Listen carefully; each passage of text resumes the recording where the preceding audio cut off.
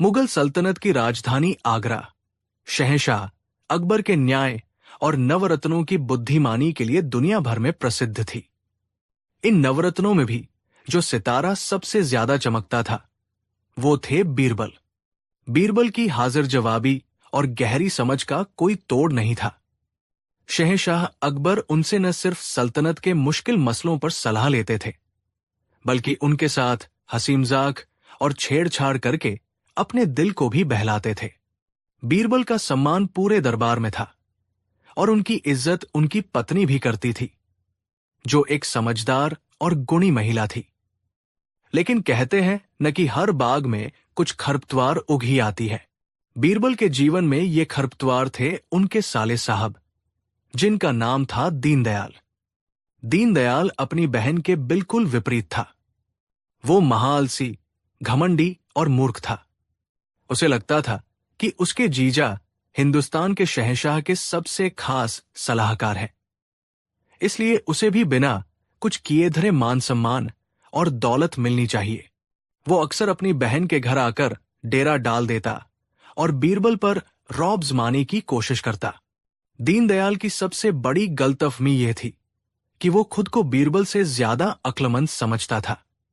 उसे लगता था कि बीरबल तो बस किस्मत के धनी है, असली बुद्धि तो उसके पास है जिसे दुनिया पहचान नहीं पा रही है। वो अक्सर लोगों के बीच डींगे हाँकता, अगर मैं चाहूं तो अपने जीजाजी से भी बड़ा सलाहकार बन सकता हूं। शहंशाह तो मेरी अक्ल देखकर दंग रह जाएंगे।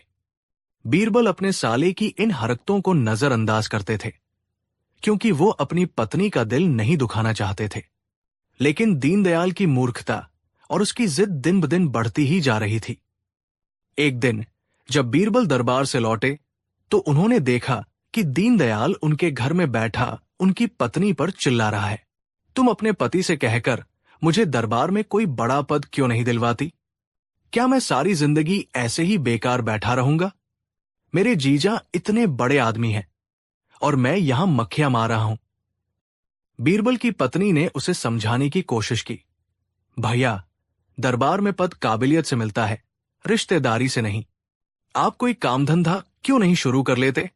ये सुनकर दीनदयाल और भड़क गया। काम धंधा?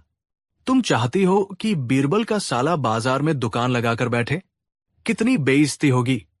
नहीं, मुझे तो दरबार में ही कोई ऊंचा पद चाहिए, और वो भी बिना किसी मेहनत के।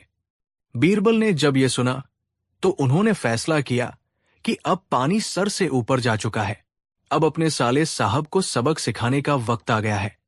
लेकिन ऐसे कि सांप भी मर जाए और लाठी भी न टूटे। बीरबल ने कमरे में प्रवेश किया और बड़े प्यार से बोले, अरे साले साहब, आप इतना गुस्सा क्यों हो रहे हैं? आपकी बहन ठीक ही तो कह रही थी। लेकिन अगर आपकी यही इच्छा है कि आप दरबार में काम करें, तो हम आपके लिए जरूर कुछ करेंगे।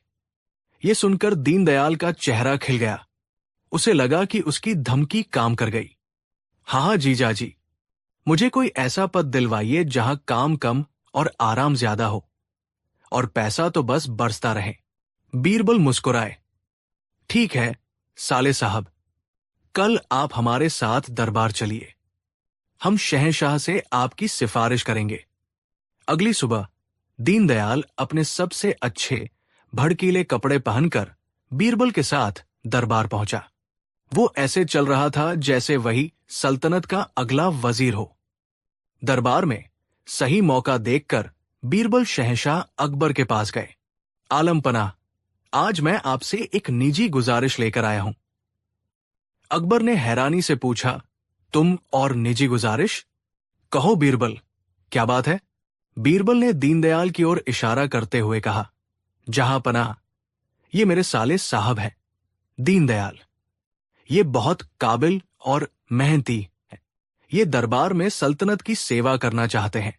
अगर आप इन्हें कोई पद दे दें तो बड़ी मेहरबानी होगी।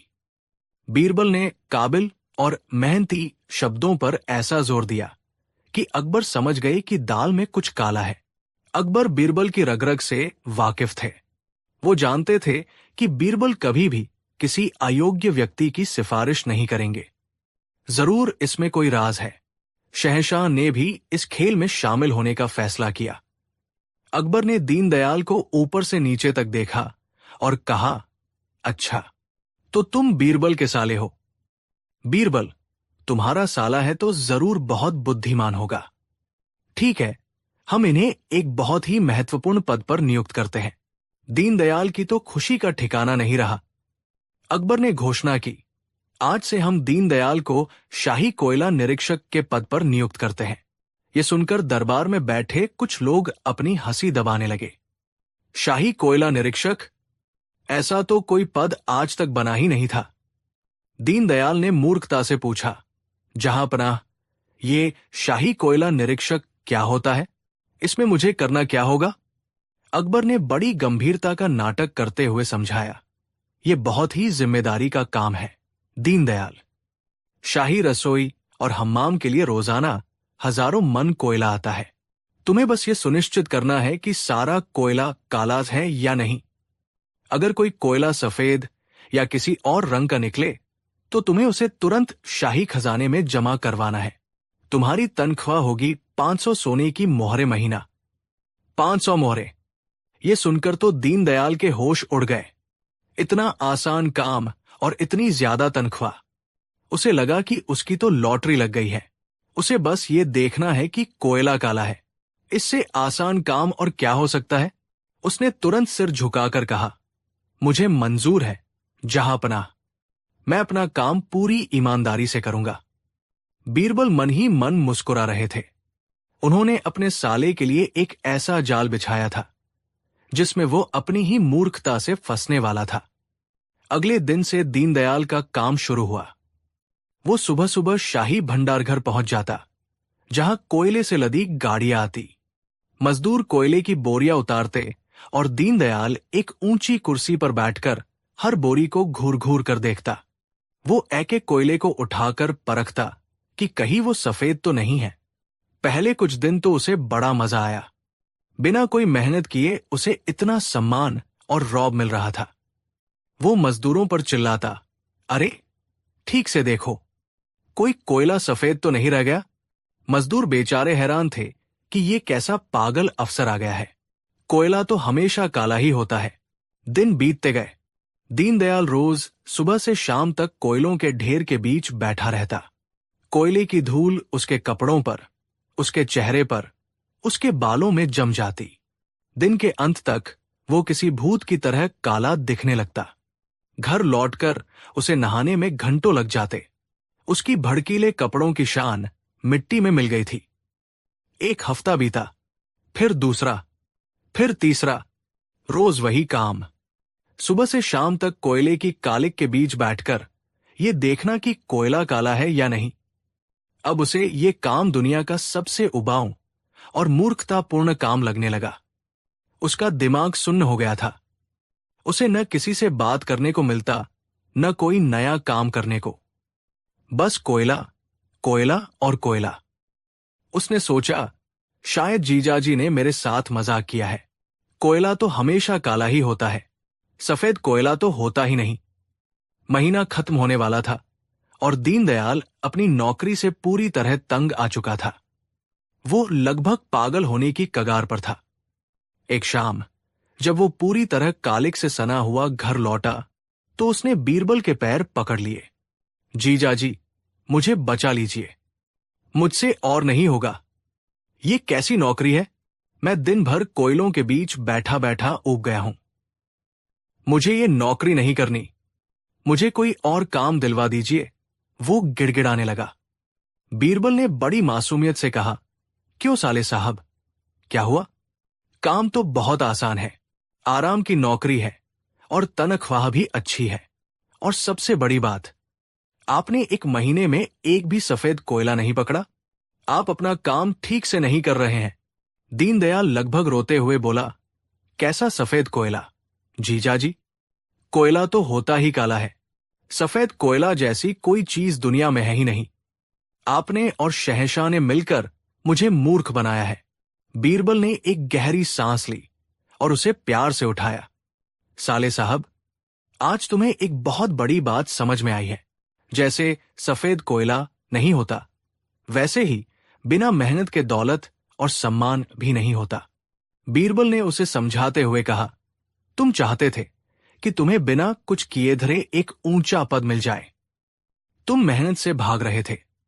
मैंने तुम्हें यह नौकरी इसलिए दिलवाई ताकि तुम ये समझ सको कि दुनिया में कोई भी काम आसान नहीं होता और बिना मेहनत के जो मिलता है उसकी कोई इज्जत नहीं होती। तुमने 1 महीना इस आसान काम को किया और देखो तुम्हारी क्या हालत हो गई। सोचो, जो लोग सच में मेहनत करते हैं वो कितना संघर्ष करते होंगे। दीनदयाल की आंखों से आंसू बह रहे थे। आज पहली बार उसे अपनी गलती का एहसास हुआ था। उसे समझ आ गया था कि उसके जीजा ने उसे अपमानित करने के लिए नहीं, बल्कि उसे एक कीमती सबक सिखाने के लिए यह सब किया था। उसका सारा घमंड चूर चूर हो गया था।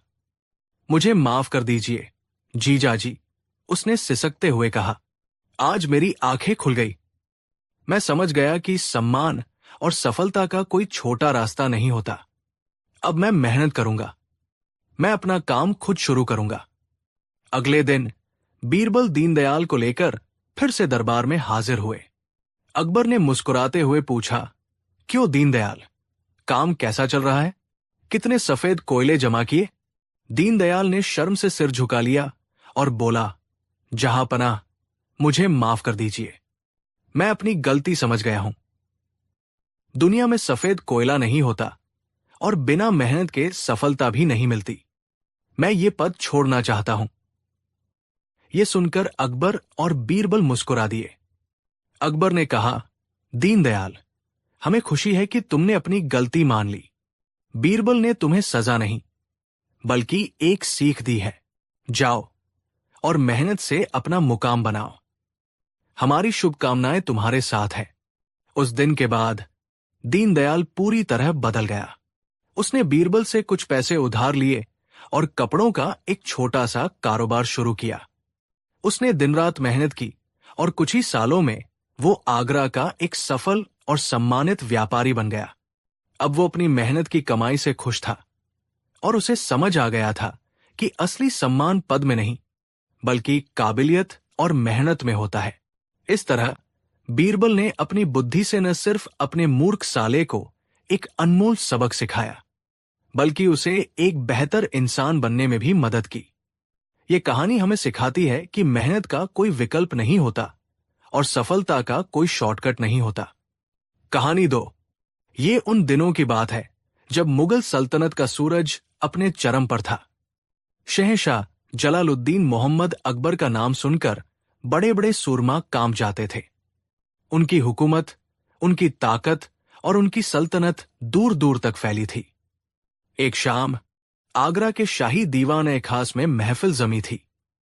अकबर अपने भव्य सिंहासन पर विराजमान थे और उनके चेहरे पर एक अजब सी चमक और आत्मविश्वास था। दरबारी उनकी तारीफों के पुल बांध रहे थे। एक शायर ने अकबर की शान में ऐसे कसीदे पढ़े कि बादशाह का सीना गर्व से फूल गया। शायर ने कहा, जहांपनाह, आपकी बुद्धिमानी का लोहा तो पूरी दुनिया मानती है। आपके सामने तो बड़े बड़े ज्ञानियों की जुबान सिल जाती है। आप वो पारखी नजर रखते हैं जो पत्थर में भी हीरा पहचान ले। ये सुनकर अकबर मुस्कुराए और अपनी मूंछों पर ताव देते हुए गर्व से बोले, बेशक, इस दुनिया में ऐसा कोई नहीं जो अकबर को धोखा दे सके। हमारी नजरें इंसान के दिल के अंदर तक झांक लेती हैं। हम हवा का रुख देखकर बता सकते हैं कि तूफान आएगा या नहीं। हमें बेवकूफ बनाना तो दूर, कोई इस बारे में सोच भी नहीं सकता। दरबार में बैठे कुछ मंत्री जो बीरबल से जलते थे, इस मौके का फायदा उठाने की सोचने लगे। उनमें से एक शाहबाज खान खड़ा हुआ और बीरबल की तरफ देखकर मुस्कुराते हुए बोला, बेशक जहांपनाह, आपकी बात 16 आने सच है, पर हमारे बीरबल तो खुद को अक्ल का बादशाह समझते हैं। शायद ये कुछ अलग राय रखते हों। सबकी नजरें बीरबल पर टिक गई। बीरबल शांत भाव से खड़े थे और उनके चेहरे पर एक हल्की सी मुस्कान थी। अकबर बीरबल की ओर मुड़े और पूछा, क्यों बीरबल, तुम चुप क्यों हो? क्या तुम भी मानते हो कि हमें कोई बेवकूफ नहीं बना सकता? बीरबल ने सिर झुकाकर उत्तर दिया, गुस्ताखी माफ हो, जहांपनाह, पर इंसान चाहे कितना भी बुद्धिमान क्यों न हो, वो भावनाओं, विश्वास और कभी कभी अपने अहंकार का गुलाम होता है। और जहां ये तीन चीजें होती है, वहां इंसान को भ्रमित करना या कहें तो बेवकूफ बनाना संभव है। ये सुनते ही पूरे दरबार में सन्नाटा छा गया। अकबर का चेहरा तमतमा उठा। उन्हें अपनी बुद्धिमानी पर यह चोट बर्दाश्त नहीं हुई। उन्होंने कड़क आवाज में कहा, बीरबल, तुम्हारी ये जुर्रत कैसे हुई? क्या तुम कहना चाहते हो कि तुम हमें बेवकूफ बना सकते हो? बीरबल ने शांति से जवाब दिया, जहांपनाह, मैं तो आपका एक नाचीज सेवक हूं। मेरी क्या मजाल, मैं तो बस एक सामान्य सत्य बता रहा था। अकबर गुस्से में सिंहासन से खड़े हो गए और बोले, नहीं, आज ये फैसला होकर रहेगा। हम तुम्हें चुनौती देते हैं, बीरबल। अगर तुम में हिम्मत है तो हमें बेवकूफ बनाकर दिखाओ। हम तुम्हें 1 महीने का समय देते हैं। अगर तुम सफल हुए तो हम तुम्हें 10,000 सोने की अशर्फियों का इनाम देंगे।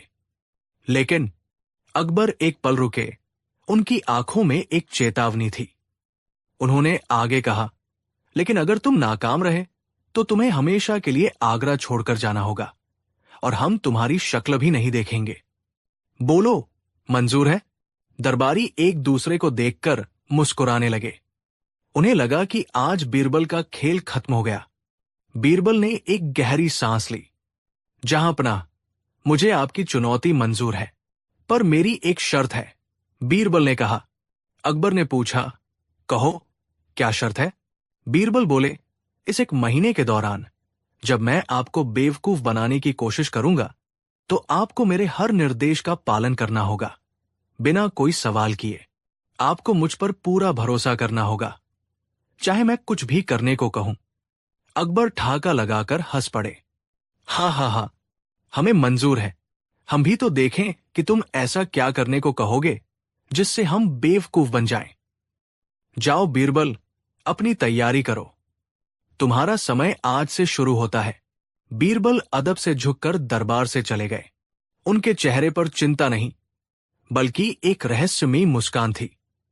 शाहबाज खान और दूसरे दरबारी मन ही मन जश्न मना रहे थे। उन्हें यकीन था कि बीरबल ने खुद अपने पैरों पर कुल्हाड़ी मार ली है। पहला हफ्ता बीत गया, फिर दूसरा और फिर तीसरा। बीरबल ने कुछ भी ऐसा नहीं किया जिससे लगे कि वो अपनी चुनौती पूरी करने की कोशिश कर रहे हैं। वो रोज की तरह दरबार आते, अपना काम करते और चले जाते। अकबर अब अधीर होने लगे थे। उन्हें लगने लगा कि बीरबल हार मान चुका है। दरबारी भी बीरबल का मजाक उड़ाने लगे थे। शाहबाज खान ने अकबर के कान में फुसफुसाते हुए कहा, देखा जहांपनाह, उसकी सारी हेकड़ी निकल गई। अब बस कुछ ही दिन बचे हैं, फिर ये हमेशा के लिए हमारी नजरों से दूर हो जाएगा। अकबर भी मन ही मन यही सोच रहे थे। ठीक 29वें दिन, जब चुनौती खत्म होने में सिर्फ 1 दिन बचा था, बीरबल अकबर के निजी कक्ष में पहुंचे। जहांपनाह, कल चुनौती का आखिरी दिन है। क्या आप मेरे साथ चलने के लिए तैयार हैं? बीरबल ने पूछा। अकबर ने उत्साह से कहा, हां, बिल्कुल। हमें तो लगा तुम डर गए। बताओ, हमें क्या करना है? बीरबल ने जवाब दिया, जहांपनाह, आपको मेरे साथ इस महल से बाहर एक आम इंसान के भेष में चलना होगा।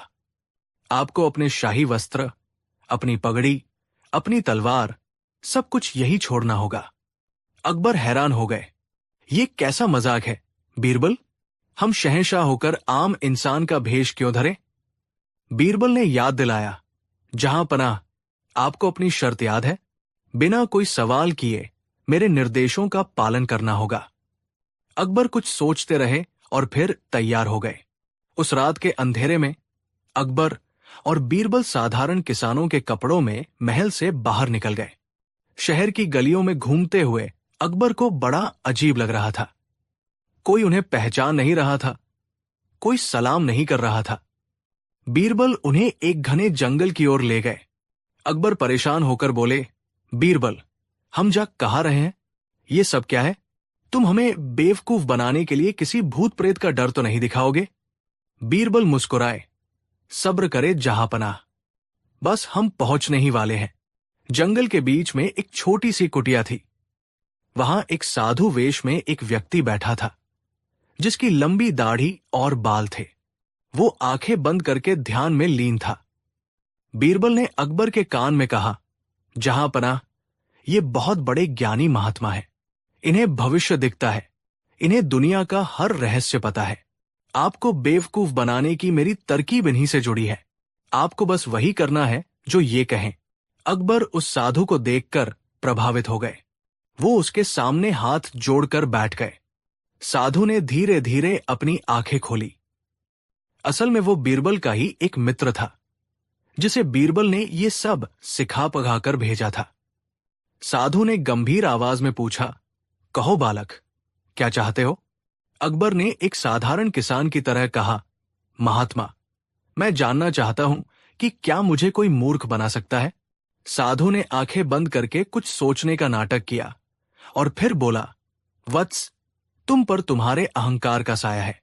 तुम खुद को सर्वज्ञानी समझते हो। यही तुम्हारी सबसे बड़ी कमजोरी है। अगर तुम इस भ्रम से मुक्त होना चाहते हो तो तुम्हें एक कठिन कार्य करना होगा। अकबर ने कहा, आज्ञा दें महात्मा, मैं कुछ भी करने को तैयार हूं। साधु बोला, इसी जंगल में एक जादुई तालाब है। कल सुबह सूर्योदय से ठीक पहले तुम्हें उस तालाब में जाकर 100 डुबकियां लगानी होंगी। हर डुबकी के साथ तुम्हें जोर से चिल्लाना होगा, मुझसे बड़ा मूर्ख कोई नहीं। यह सुनकर अकबर का चेहरा उतर गया। ये मैं कैसे कर सकता हूं? मैं शहंशाहेंद। बीरबल ने तुरंत बीच में टोकते हुए कहा, जहां अपना, शर्त याद रखिए। भरोसा। अकबर चुप हो गए। उन्हें लगा कि यह जरूर बीरबल की कोई चाल है, लेकिन वो शर्त से बंधे थे। उन्होंने हां कर दी। अगली सुबह सूरज निकलने से ठीक पहले अकबर और बीरबल उस तालाब के पास खड़े थे। अकबर को ठंड लग रही थी और उनका मन इस बेतुके काम को करने का बिल्कुल नहीं था। उन्होंने भारी मन से अपने कपड़े उतारे और ठंडे पानी में उतर गए। बीरबल किनारे पर खड़े सब कुछ देख रहे थे।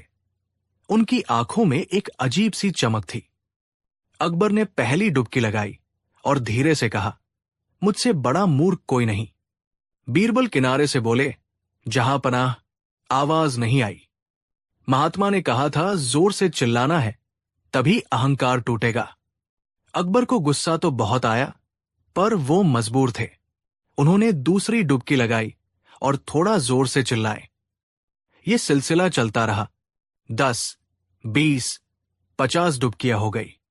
हर डुबकी के साथ अकबर का गुस्सा और अपमान बढ़ता जा रहा था। तभी अचानक झाड़ियों के पीछे से कुछ लोग निकले।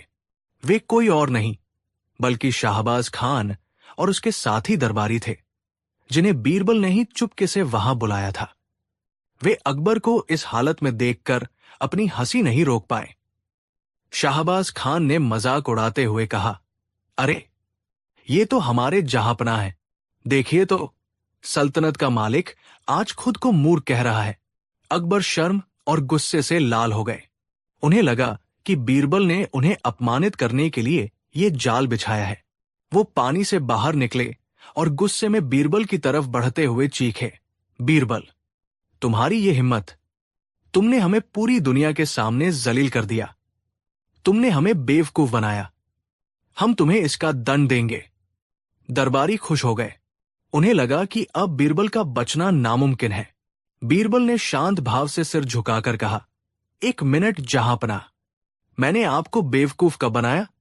अकबर हैरानी से बोले, कब बनाया? ये सब क्या है? तुमने हमें एक ढोंगी साधु के कहने पर 100 बार खुद को मूर्ख कहलवाया और इन सबको यहां बुलाकर हमारा तमाशा बनवाया। यही तो है हमें बेवकूफ बनाना। बीरबल मुस्कुराए। ये वो मुस्कान थी जिसमें पूरी कहानी का रहस्य छिपा था। उन्होंने बहुत ही विनम्रता और तर्क के साथ कहना शुरू किया, जहांपनाह, जरा गौर फरमाइए। मैंने आपसे क्या कहा था? मैंने कहा था कि मैं आपको बेवकूफ बनाऊंगा, और आपने चुनौती स्वीकार की। आप पूरे 1 महीने तक चौकन्ने थे। आप हर पल ये देख रहे थे कि मैं क्या कर रहा हूं। बीरबल ने अकबर की आंखों में देखते हुए आगे कहा, आप इतने सतर्क थे कि किसी भी सीधी चाल में कभी नहीं फंसते। इसीलिए मुझे एक ऐसा रास्ता अपनाना पड़ा जहां आप खुद चलकर आए। मैंने आपको एक कहानी सुनाई, एक ढोंगी साधु की, एक जादुई तालाब की और अहंकार तोड़ने की। जहां पनाह, आप बुद्धिमान हैं। आप जानते थे कि यह सब सच नहीं हो सकता, लेकिन बीरबल एक पल रुके जिससे उनकी बात का वजन बच जाए। लेकिन अपनी चुनौती जीतने के जुनून में और अपनी शर्त का पालन करने के वचन में आप इतने बंध गए कि आपने अपने विवेक का इस्तेमाल ही नहीं किया। आपने एक साधारण सेवक के कहने पर बिना सोचे समझे वो सब कुछ किया जो कोई भी बुद्धिमान व्यक्ति कभी नहीं करता। आपने तालाब में डुबकियां लगाई और खुद को मूर्ख कहा। अब बीरबल उन दरबारियों की तरफ मुड़े और बोले, जहां पनाह, मैंने आपको बेवकूफ नहीं बनाया। आपने स्वयं ये साबित कर दिया कि जब इंसान पर जुनून और अहंकार हावी हो जाता है तो वो सही और गलत का फर्क भूल जाता है। मैंने तो बस आपको एक आईना दिखाया था। पूरे माहौल में एक गहरा सन्नाटा छा गया। अकबर की आंखों से गुस्सा गायब हो चुका था। उन्हें बीरबल की बात की गहराई समझ में आ रही थी। उन्हें एहसास हुआ कि बीरबल ने उन्हें अपमानित नहीं किया, बल्कि एक बहुत बड़ा सबक सिखाया है। अकबर को याद आया कि कैसे वो अपनी बुद्धिमानी के घमंड में चूर थे। उन्हें यह एहसास हुआ कि एक बादशाह को केवल बुद्धिमान ही नहीं, बल्कि विनम्र और धैर्यवान भी होना चाहिए। उसे कभी भी अपनी शक्तियों पर इतना गुमान नहीं करना चाहिए कि वो किसी के भी कहने पर कुछ भी करने लगे। अकबर के चेहरे पर मुस्कान लौट आई। वो जोर से ठहाका लगाकर हंसने लगे और उनकी हंसी पूरे जंगल में गूंज गई। शाहबाज खान और बाकी दरबारियों के चेहरे देखने लायक थे। उनका सारा खेल उल्टा पड़ चुका था। अकबर ने बीरबल के कंधे पर हाथ रखते हुए कहा, वाह बीरबल, वाह, मान गए तुम्हारी चतुराई को। तुमने हमें बेवकूफ भी बना दिया और हमें हमारी सबसे बड़ी गलती का एहसास भी करा दिया। तुम सिर्फ हमारे वजीर नहीं, हमारे गुरु भी हो। तुमने ये चुनौती जीत ली। फिर वो दरबारियों की तरफ मुड़े और बोले, और तुम सब जो हमारा तमाशा देखने आए थे, याद रखना, एक बादशाह की असली ताकत उसकी प्रजा का विश्वास होती है, उसका अहंकार नहीं। उस दिन के बाद अकबर का अपनी बुद्धिमानी पर घमंड हमेशा के लिए खत्म हो गया। उन्होंने सीखा कि सच्चा ज्ञान विनम्रता से आता है, अहंकार से नहीं। बीरबल ने एक बार फिर साबित कर दिया कि उनकी बुद्धि की तलवार किसी भी समस्या को काट सकती थी।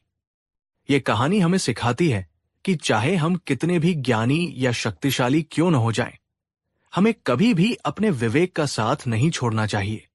विश्वास करना अच्छी बात है, पर अंधविश्वास हमें मूर्ख बना सकता है। और सबसे बड़ा सबक यह है कि अहंकार इंसान की बुद्धि पर पर्दा डाल देता है। कहानी 3। मुगल सल्तनत के शहंशाह जलालुद्दीन मोहम्मद अकबर का दरबार अपनी भव्यता और बुद्धिमत्ता के लिए पूरे आगरा में मशहूर था। इस दरबार के नवरत्नों में सबसे चमकदार सितारा थे बीरबल। बीरबल सिर्फ मंत्री नहीं थे, वो अकबर की आत्मा के संगी थे, उनकी हर उलझन का समाधान और हर मुस्कान की वजह थे। दोनों के बीच का रिश्ता सिर्फ बादशाह और सलाहकार का नहीं, बल्कि दो गहरे दोस्तों का था, जिसमें सम्मान के साथ साथ हंसी मजाक और छेड़छाड़ की भी पूरी गुंजाइश थी। अकबर को अक्सर अपने दरबारियों और खासकर बीरबल की बुद्धि की परीक्षा लेने में बड़ा मजा आता था। वो ऐसे ऐसे टेढ़े और अजब सवाल पूछते कि बड़े बड़े विद्वानों का सिर चकरा जाए। लेकिन बीरबल हर बार अपनी हाजिर जवाबी से शहंशाह को निरुत्तर कर देते। कई बार तो बीरबल के जवाब इतने मजेदार होते कि पूरा दरबार ठहाकों से गूंज उठता। ऐसी ही एक शाम दरबार का माहौल बेहद खुशनुमा था। बाहर हल्की हल्की बारिश हो रही थी और ठंडी हवा के झोंके महल की खिड़कियों से अंदर आ रहे थे। शहंशाह अकबर का मिजाज भी आज कुछ ज्यादा ही चंचल था। उनकी आंखों में शरारत की एक चमक थी और उनके होठों पर एक रहस्यमयी मुस्कान। अचानक उन्होंने बीरबल की ओर देखा, जो हमेशा की तरह उनके पास ही खड़े थे। बीरबल, शहंशाह ने एक नाटकीय अंदाज में कहा, आज हमारा मन कुछ अजब करने को कर रहा है। बीरबल ने सिर झुकाकर कहा, हुक्म कीजिए जहांपना। आपके मन की हर इच्छा पूरी करना ही तो मेरा धर्म है। अकबर की मुस्कान और चौड़ी हो गई। उन्होंने दरबार में बैठे सभी अमीरों और मंत्रियों पर एक नजर डाली और फिर अपनी आवाज में थोड़ा वजन लाते हुए बोले, बीरबल, हमने तुम्हारी बुद्धिमानी के बहुत किस्से सुने हैं। तुम कहते हो कि तुम कुछ भी कर सकते हो। क्या ये सच है? बीरबल ने विनम्रता से कहा, आलम पनाह, मैं तो आपका एक अदना सा सेवक हूं। करने वाला तो वो ऊपर वाला है, पर हां, आपकी दुआ रही तो कोई भी काम नामुमकिन नहीं है। अच्छा, अकबर ने चुनौती भरे स्वर में कहा, तो फिर सुनो हमारा हुक्म। हम तुम्हें एक ऐसा काम सौंपते हैं जो आज तक दुनिया में किसी ने नहीं किया होगा। हम तुम्हें 10 गधे देते हैं। तुम्हें 1 महीने के अंदर इन 10 गधों को पढ़ा लिखा कर ऐसा विद्वान बनाना है कि वे इंसानों की तरह बातें कर सकें और हमारे सवालों के जवाब दे सकें। ये सुनते ही पूरे दरबार में सन्नाटा छा गया। फिर दबीदबी हंसी की फुसफुसाहटें शुरू हो गई। ये एक सरासर नामुमकिन काम था। गधों को पढ़ाना, ये तो पागलपन की हद थी। दरबार में मौजूद मुल्ला दोपियाजा और अन्य दरबारी जो बीरबल से जलते थे, उनकी तो जैसे बाछें खिल गई। उन्हें लगा कि आज बीरबल बुरी तरह फंस गया है। अब वो या तो हार मानकर अपनी अयोग्यता स्वीकार करेगा या फिर ये काम करने की कोशिश में जलील होगा। मुल्ला दोपियाजा ने मन ही मन सोचा, आ गया ऊंट पहाड़ के नीचे। अब कहा जाएगी इसकी सारी अक्लमंदी। अब बनेगा ये गधों का मास्टर। अकबर की आंखों में भी एक विजयी चमक थी। उन्हें पूरा यकीन था कि आज उन्होंने बीरबल को ऐसी जगह लाकर खड़ा कर दिया है जहां से निकलने का कोई रास्ता नहीं है। लेकिन बीरबल के चेहरे पर न कोई घबराहट थी, न कोई चिंता। वो शांत भाव से मुस्कुरा रहे थे, जैसे ये कोई रोजमर्रा का काम हो। जहांपनाह, बीरबल ने बड़े ही सहज भाव से कहा, आपका हुक्म सिर आंखों पर। मैं इन गधों को जरूर पढ़ाऊंगा, लेकिन मेरी कुछ शर्तें हैं। अकबर हैरान हुए। इस नामुमकिन काम में भी शर्तें? उन्होंने कहा, बोलो, क्या शर्तें हैं तुम्हारी? बीरबल बोले, आलम पनाह, पहली शर्त यह है कि इन गधों को पढ़ाने के लिए मुझे एक अलग, शांत और एकांत जगह चाहिए जहां कोई मुझे परेशान न करे। दूसरी शर्त यह है कि इन गधों के खाने पीने और मेरी जरूरतों के लिए शाही खजाने से मुझे 1000 सोने की मोहरें दी जाए। और मेरी तीसरी और सबसे जरूरी शर्त यह है कि इस 1 महीने के दौरान शहंशाह समेत कोई भी व्यक्ति ये देखने नहीं आएगा कि मैं गधों को कैसे पढ़ा रहा हूं। आप 1 महीने बाद ही नतीजा देखेंगे। अकबर ने सोचा, 1000 मोहरें बर्बाद ही होंगी, लेकिन बीरबल की जिल्लत देखने का मजा ही कुछ और होगा। उन्होंने हंसते हुए कहा, हमें तुम्हारी सारी शर्तें मंजूर हैं। बीरबल, कल सुबह तुम्हें 10 सबसे बेहतरीन गधे और 1000 मोहरें मिल जाएंगी। दरबार खत्म हुआ। सभी दरबारी बीरबल पर हंसते हुए और उनका मजाक उड़ाते हुए अपने अपने घरों को चले गए। देखो, अब बीरबल गधों को पढ़ाएगा। शायद गधों की संगत में रहकर खुद भी बोलना भूल जाए। जैसी बातें हवा में तैर रही थी। लेकिन बीरबल पर इन बातों का कोई असर नहीं था। उनके दिमाग में एक शानदार योजना पक रही थी। अगली सुबह, जैसा कि वादा किया गया था, 10 हट्टे-कट्टे गधे और सोने की मोहरों से भरी एक थैली बीरबल के हवाले कर दी गई। बीरबल उन गधों को लेकर शहर से बाहर एक पुरानी और वीरान हवेली में चले गए, जो उन्हें इस काम के लिए दी गई थी। अब सब इंतजार करने लगे कि 1 महीने बाद क्या होगा। दिन बीतते गए, हफ्ते बीतते गए। मुल्ला दोपियाजा और दूसरे दरबारी रोज दरबार में बीरबल का मजाक उड़ाते। क्यों जहांपनाह, आपके गधों के स्कूल का क्या हाल है? सुना है बीरबल आजकल ढेंचू की भाषा सीख रहे हैं। शहंशाह अकबर भी मन ही मन बहुत खुश थे। उन्हें उस दिन का बेसब्री से इंतजार था जब बीरबल खाली हाथ, शर्मिंदा चेहरा लिए उनके सामने खड़े होंगे। उधर उस वीरान हवेली में कुछ और ही चल रहा था। बीरबल ने उन 1000 मोहरों में से कुछ पैसे खर्च करके उस हवेली की मरम्मत करवाई। उन्होंने कुछ मजदूरों को काम पर लगाया और हवेली के बड़े से आंगन में 2 लकड़ियों के बीच एक रस्सी बंधवा दी। फिर उन्होंने शहर के सबसे अच्छे धोबी को बुलवाया। बीरबल ने धोबी से कहा, देखो, तुम्हारा काम बस इतना है कि रोज सुबह इन 10 गधों को यहां लाना है। मैं तुम्हें कुछ हरी घास और किताबें दूंगा। तुम्हें बस उन किताबों के पन्नों के बीच हरी हरी मुलायम दूब घास रख देनी है। फिर उन किताबों को उस रस्सी पर लटका देना है। धोबी हैरान था, लेकिन उसे तो अपने काम से मतलब था। अब रोज सुबह धोबी आता, गधों को आंगन में छोड़ता और किताबों के पन्नों के बीच दूब रखकर उन्हें रस्सी पर लटका देता। भूखे गधे दूब खाने के लालच में किताब के पास जाते और अपनी जीभ से पन्ने पलटने की कोशिश करते। जब जीभ से दूब नहीं निकलती तो वे जोर जोर से रेंकना शुरू कर देते। इस पूरी प्रक्रिया में वे पन्ने पलटते, मुंह से आवाज निकालते और कभी कभी किताब को चाटते भी।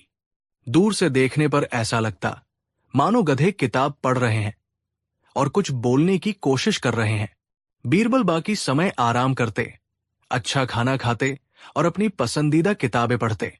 उन्होंने उन मोहरों से अपने लिए आरामदायक बिस्तर और अच्छे अच्छे कपड़े भी खरीद लिए थे। ठीक 1 महीना पूरा हो गया। दरबार में आज तिल धरने की जगह नहीं थी। हर कोई ये देखने आया था कि बीरबल आज क्या बहाना बनाते हैं। मुल्ला और उनकी टोली तो सबसे आगे बैठी थी, जैसे किसी नाटक का पहला शो देखने आए हों। शहंशाह अकबर अपने सिंहासन पर विराजमान थे और उनके चेहरे पर एक व्यंग्यात्मक मुस्कान थी। तभी बीरबल ने दरबार में प्रवेश किया। वो अकेले थे, उनके साथ कोई गधा नहीं था। ये देखते ही मुल्ला दोपियाजा जोर से बोला, देखिए जहांपनाह, मैंने तो पहले ही कहा था, ये नामुमकिन काम था। बीरबल जी हार मानकर अकेले ही चले आए हैं और शाही खजाने की 1000 मोहरें भी बर्बाद कर दी। अकबर ने बीरबल से पूछा, क्यों बीरबल, कहाँ हैं तुम्हारे पढ़ाए हुए विद्वान गधे? या मान ली तुमने हार? बीरबल ने सिर झुकाकर कहा, आलम पनाह, हार क्यों मानूंगा? मैंने तो उन गधों को पढ़ा लिखाकर इतना विद्वान बना दिया है कि अब वो इंसानों से बात करना पसंद नहीं करते। वो कहते हैं कि इंसान बड़े मूर्ख और जिद्दी होते हैं। वो सीखने में बहुत वक्त लगाते हैं। ये सुनकर पूरा दरबार ठहाकों से गूंज उठा। अकबर ने भी हंसते हुए कहा, बस बीरबल, बस ये बहानेबाजी बंद करो और साफ साफ कहो कि तुम ये काम नहीं कर पाए। बीरबल ने बड़ी गंभीरता से कहा, जहांपनाह, मैं सच कह रहा हूं। मैंने उन्हें पढ़ा दिया है, लेकिन उनकी एक शर्त है। वो कहते हैं कि वो अपनी विद्वता का प्रदर्शन सिर्फ उसी के सामने करेंगे जो खुद को गधा मानता हो। वो किसी इंसान के सामने बात नहीं करेंगे। अब दरबार में फिर से सन्नाटा छा गया। ये कैसी अजीब शर्त थी? अकबर ने गुस्से में कहा, यह क्या बकवास है बीरबल, यहां दरबार में कौन खुद को गधा मानेगा? बीरबल ने चारों तरफ देखा और फिर मासूमियत से कहा, जहांपनाह, यही तो समस्या है। मैंने उन गधों को बहुत समझाया कि इंसानों में भी बहुत अक्लमंद लोग होते हैं, लेकिन वो मानने को तैयार ही नहीं। वो कहते हैं इंसान इतना मूर्ख होता है कि वो गधों को पढ़ाने जैसा नामुमकिन काम दे सकता है, लेकिन ये स्वीकार नहीं कर सकता कि वो खुद कुछ चीजें नहीं समझ सकता। बीरबल का इशारा साफ शहंशाह अकबर की तरफ था। अकबर का चेहरा थोड़ा गंभीर हो गया। उन्हें एहसास हुआ कि बीरबल उन्हीं पर ताना कस रहे हैं। बीरबल ने बात आगे बढ़ाई, मैंने उन गधों को बड़ी मुश्किल से मनाया है। वो कहते हैं कि ठीक है, हम अपनी विद्वता का प्रदर्शन करेंगे, लेकिन इसके लिए हमें यहां दरबार में अपने जैसे और गधों की एक सूची चाहिए। जो जो इस दरबार में खुद को गधा समझता है, वो अपना नाम इस सूची में लिखवा दे। फिर हम आकर उनसे बात करेंगे। ये सुनकर सभी दरबारी एक दूसरे का मुंह ताकने लगे। भला कौन अपनी इज्जत का फ्लूदा करवाता और अपना नाम गधों की सूची में लिखवाता, बीरबल ने एक लंबा सा चर्मपत्र और एक कलम निकाली। तो हुजूर, कौन है जो इस सूची में अपना नाम लिखवाना चाहेगा? उन्होंने सबसे पहले मुल्ला दो प्याजा की तरफ देखा। मुल्ला ने तुरंत अपना मुंह फेर लिया। फिर उन्होंने बाकी दरबारियों की तरफ देखा। सबने अपनी नजरें झुका ली। अकबर को अब मजा आने लगा था। वो समझ गए थे कि बीरबल ने बड़ी चालाकी से पासा पलट दिया है। अकबर ने हंसते हुए कहा, लगता है बीरबल, हमारे दरबार में कोई भी इतना समझदार नहीं है कि खुद को गधा मान सके। तो अब क्या होगा? बीरबल ने एक चर्म पत्र को शहंशाह के सामने रखते हुए कहा, जहांपनाह, अब तक तो इस सूची में किसी का नाम नहीं है, लेकिन अगर आप इजाजत दें तो मैं इस सूची में 2 नाम जरूर लिखना चाहूंगा। किसके नाम? अकबर ने उत्सुकता से पूछा। बीरबल ने कहा, आलम पनाह, गुस्ताखी माफ, लेकिन पहला नाम मैं आपका लिखना चाहूंगा। यह सुनते ही पूरे दरबार में जैसे बिजली दौड़ गई। बीरबल ने शहंशाह को गधा कहा। यह तो मौत को दावत देने जैसा था। अकबर का चेहरा गुस्से से लाल हो गया। बीरबल, तुम्हारी ये जुर्रत, तुमने हमें गधा कहा। बीरबल शांत भाव से खड़े रहे। नहीं जहांपनाह, मैंने आपको गधा नहीं कहा। मैंने बस आपका नाम इस सूची में लिखा है, और उसकी वजह है। क्या वजह है? अकबर ने गरजते हुए पूछा। बीरबल ने बड़ी विनम्रता से जवाब दिया, आलम पनाह, आपने ये जानते हुए भी कि गधों को पढ़ाना एक नामुमकिन काम है, मुझे ये काम सौंपा। आपने इस मूर्खतापूर्ण काम के लिए शाही खजाने से 1000 मोहरें भी दी। एक ऐसा व्यक्ति जो जानते बूझते हुए एक असंभव काम पर अपना समय और पैसा बर्बाद करे, उसे अगर गधा न कहा जाए तो क्या कहा जाए? इसलिए मैंने पहला नाम आपका लिखा। दरबार में अब मौत जैसा सन्नाटा था। बीरबल ने जो तर्क दिया था वो इतना सटीक था कि अकबर के पास कहने को कुछ नहीं बचा। उनका गुस्सा धीरे धीरे पिघलने लगा और उनके होठों पर एक हल्की सी मुस्कान आ गई। उन्होंने अपनी हार मान ली थी। ठीक है बीरबल, अकबर ने मुस्कुराते हुए कहा, हम मानते हैं कि हमसे गलती हुई, लेकिन तुमने कहा था कि तुम 2 नाम लिखोगे। दूसरा नाम किसका है? बीरबल ने कलम उठाई और उस चर्म पत्र पर अपना खुद का नाम लिख दिया। दूसरा नाम मैंने अपना लिखा है, जहांपनाह। अब अकबर और भी हैरान हुए। तुमने अपना नाम क्यों लिखा? बीरबल ने उत्तर दिया, आलम पनाह, जब मुझे पता था कि यह काम नामुमकिन है और आप सिर्फ मेरा मजाक उड़ाने के लिए यह सब कर रहे हैं, तब भी मैंने आपके हुक्म को माना। मैंने एक ऐसे मूर्खतापूर्ण काम के लिए अपना 1 महीना बर्बाद कर दिया। जो व्यक्ति अपने बादशाह के एक बेतुके हुक्म को बिना सोचे समझे मान ले, वो भी तो गधे से कम नहीं। इसलिए दूसरा नाम मेरा है। यह जवाब सुनते ही शहंशाह अकबर अपनी गद्दी से उठ खड़े हुए और जोर जोर से ठहाके मारकर हंसने लगे। उनकी हंसी देखकर पूरा दरबार भी हंस पड़ा। बीरबल ने न सिर्फ एक नामुमकिन काम को अपनी बुद्धि से संभव कर दिखाया था, बल्कि उन्होंने शहंशाह को ही गधा साबित कर दिया था। वो भी इतने शानदार तरीके से कि शहंशाह को गुस्सा नहीं, बल्कि अपनी हार पर भी प्यार आ गया। अकबर ने बीरबल को गले से लगा लिया और कहा, मान गए बीरबल, मान गए। तुम जैसा बुद्धिमान इस दुनिया में कोई नहीं है। तुमने आज हमें ऐसा पाठ पढ़ाया है जो हम जिंदगी भर नहीं भूलेंगे। शहंशाह ने बीरबल को इनाम में 1000 सोने की मोहरें और दी। मुल्ला दो प्याजा और बाकी दरबारी शर्म से अपना मुंह छिपाए बैठे थे। उन्होंने बीरबल को जलील करने का ख्वाब देखा था, लेकिन बीरबल ने उन्हीं के बिछाए जाल में खुद शहंशाह को ही फंसाकर साबित कर दिया था कि बुद्धि का मुकाबला कोई नहीं कर सकता, चाहे वो हिंदुस्तान का बादशाह ही क्यों न हो। कहानी 4। शहंशाह जलालुद्दीन मोहम्मद अकबर का दरबार केवल न्याय और राजनीति का ही केंद्र नहीं था, बल्कि ये ज्ञान, कला और बुद्धि के प्रदर्शन का एक भव्य मंच भी था। यहां दूर दूर से विद्वान, कलाकार और शूरवीर अपनी प्रतिभा का प्रदर्शन करने आते थे, इस उम्मीद में कि उन्हें शहंशाह की सराहना और शाही संरक्षण प्राप्त होगा। अकबर स्वयं कला और ज्ञान के बड़े पारखी थे और उन्हें बौद्धिक चुनौतियों में विशेष आनंद आता था। और जब भी कोई ऐसी चुनौती आती तो शहंशाह की आंखें सबसे पहले अपने सबसे प्रिय सलाहकार, अपने मित्र बीरबल को खोजती थी।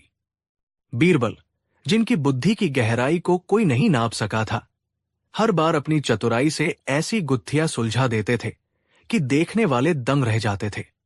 दरबार के कई अमीर और मंत्री जो बीरबल की इस शोहरत से जलते थे, हमेशा इस ताक में रहते कि कोई ऐसा विद्वान आए जो बीरबल को परास्त कर सके, उन्हें नीचा दिखा सके। ऐसी ही एक सुनहरी सुबह, जब दरबार अपनी पूरी शानो शौकत से सजा हुआ था, एक सूचना आई कि कन्नौज से एक महान कवि, जिनका नाम था कविश्वर चंद्रभान, शहंशाह के दर्शन करना चाहते हैं। चंद्रभान की ख्याति दूर दूर तक फैली हुई थी। कहा जाता था कि उनके पास शब्दों का ऐसा भंडार था और उनकी कल्पना की उड़ान इतनी ऊंची थी कि वो अपनी कविताओं से असंभव को भी संभव दिखा सकते थे। शहंशाह अकबर ने उन्हें सादर दरबार में पेश करने का हुक्म दिया। कविश्वर चंद्रभान ने जब दरबार में प्रवेश किया तो उनकी वेशभूषा और उनके आत्मविश्वास ने सबको प्रभावित किया। उन्होंने शहंशाह को झुककर सलाम किया और फिर अपनी मधुर किंतु प्रभावशाली वाणी में बोलना शुरू किया। उन्होंने अपनी प्रशंसा में ही कुछ ऐसे शेर पढ़े कि पूरा दरबार वाहवा कर उठा। आलम पनाह, चंद्रभान ने कहा, मैं शब्दों का सौदागर हूं। मैं धागों में सितारे पिरो सकता हूं और कल्पना में महलों को खड़ा कर सकता हूं। मैंने सुना है कि आपका दरबार बुद्धिमानों का जमघट है और यहां सबसे ऊंचा स्थान आपके सलाहकार बीरबल जी को प्राप्त है। ये कहकर उन्होंने बीरबल की ओर एक तिरछी व्यंग्यात्मक दृष्टि से देखा, जैसे उन्हें चुनौती दे रहे हों। बीरबल शांत भाव से मुस्कुराते रहे। चंद्रभान ने आगे कहा, मैं मानता हूं कि हाजिर जवाबी और चतुराई प्रशंसनीय गुण है, लेकिन असली बुद्धिमत्ता तो शब्दों के मायाजाल को समझने और रचने में है। मैं आज आपके दरबार में और विशेष रूप से बीरबल जी के समक्ष एक चुनौती प्रस्तुत करना चाहता हूं। अकबर की आंखों में चमक आ गई। उन्हें ऐसे ही क्षणों का इंतजार रहता था। कैसी चुनौती कविश्वर? चंद्रभान ने कहा, मैं एक छोटी सी 4 पंक्तियों की कविता रचूंगा। ये कविता एक पहेली की तरह होगी जो एक असंभव दृश्य का वर्णन करेगी। बीरबल जी को उस कविता में वर्णित दृश्य को सच करके दिखाना होगा। उन्हें एक ऐसी वास्तविक परिस्थिति का निर्माण करना होगा जिस पर मेरी कविता अक्षरशः खरी उतरे। ये सिर्फ कहने या कहानी सुनाने से नहीं होगा। उन्हें इसे यहां, इसी दरबार में सबके सामने करके दिखाना होगा। ये एक अनोखी और कठिन चुनौती थी। मुल्ला दो पियाजा और बीरबल के अन्य विरोधी मन ही मन खुश हो गए। उन्हें लगा कि शब्दों का ये बाजीगर आज बीरबल को जरूर फंसा लेगा। एक असंभव कविता को सच कैसे किया जा सकता है? अकबर ने बीरबल की ओर देखा। क्यों बीरबल, क्या तुम्हें यह चुनौती स्वीकार है? बीरबल ने सिर झुकाकर कहा, जब शहंशाह का हुक्म हो और चुनौती ज्ञान से जुड़ी हो तो एक सेवक भला कैसे इनकार कर सकता है? मुझे कविश्वर जी की चुनौती स्वीकार है। चंद्रब के चेहरे पर एक विजयी मुस्कान तैर गई। उसे अपनी काबिलियत पर पूरा भरोसा था। उसने सोच रखा था कि वो एक ऐसी कविता रचेगा जो विरोधाभासों से भरी हो, जिसका वास्तविक दुनिया में कोई अस्तित्व ही न हो। उसने एक पल के लिए आंखें बंद की, जैसे सोच रहा हो, और फिर अपनी बुलंद आवाज में वो 4 पंक्तियां पढ़ी जो इतिहास में दर्ज होने वाली थी। देखा मैंने अजब नजारा, मुर्दे पर था जीवन सारा, जिस हथियार से जान बचाई उसी ने थी आफत ढाई। कविता सुनते ही पूरे दरबार में सन्नाटा छा गया। ये क्या पहेली थी? एक अजीब नजारा, एक मृत चीज पर संपूर्ण जीवन का होना, एक ऐसा हथियार जिससे जान भी बचे और वही हथियार कोई मुसीबत भी खड़ी कर दे। ये तो पूरी तरह से असंभव लग रहा था। एक ही चीज जीवन रक्षक और विनाशक दोनों कैसे हो सकती है? और मुर्दे पर जीवन का क्या अर्थ था? चंद्रभान ने अपनी बात को और पक्का करते हुए शर्त रखी, अगर बीरबल जी इस दृश्य को कल शाम तक इसी दरबार में सच करके नहीं दिखा पाए तो उन्हें यह मानना होगा कि व्यावहारिक बुद्धि काव्यकला के सामने बौनी है और उन्हें 1 महीने तक दरबार में सलाहकार का काम छोड़कर मेरे शिष्य के रूप में काव्यकला सीखनी होगी। और अगर वो जीत गए तो इनाम में मुझे शहंशाह से मिली ये 1000 सोने की मोहरों की थैली मैं उन्हें भेंट कर दूंगा। शर्त बहुत बड़ी थी।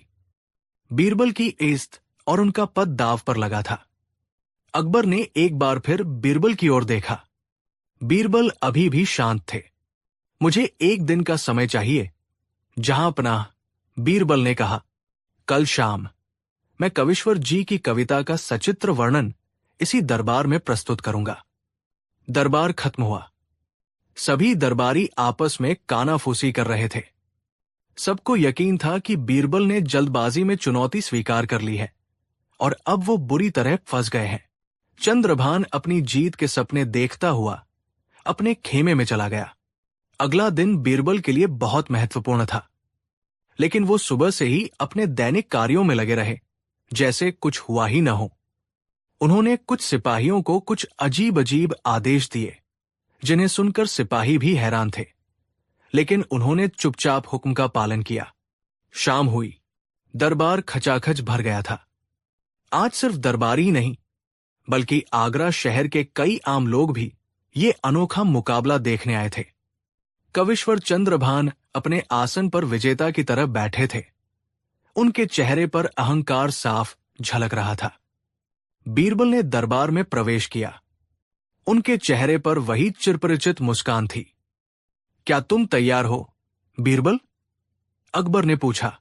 जी, जहां पनाह, बीरबल ने कहा, लेकिन इस कविता को सजीव करने के लिए मुझे कुछ चीजों की आवश्यकता होगी और मैं चाहूंगा कि आप और दरबार के सभी सदस्य धैर्य और शांति से ये सब देखें। बीरबल ने इशारा किया। 2 सिपाही अंदर आए। एक के हाथ में मिट्टी का एक बड़ा सा घड़ा था।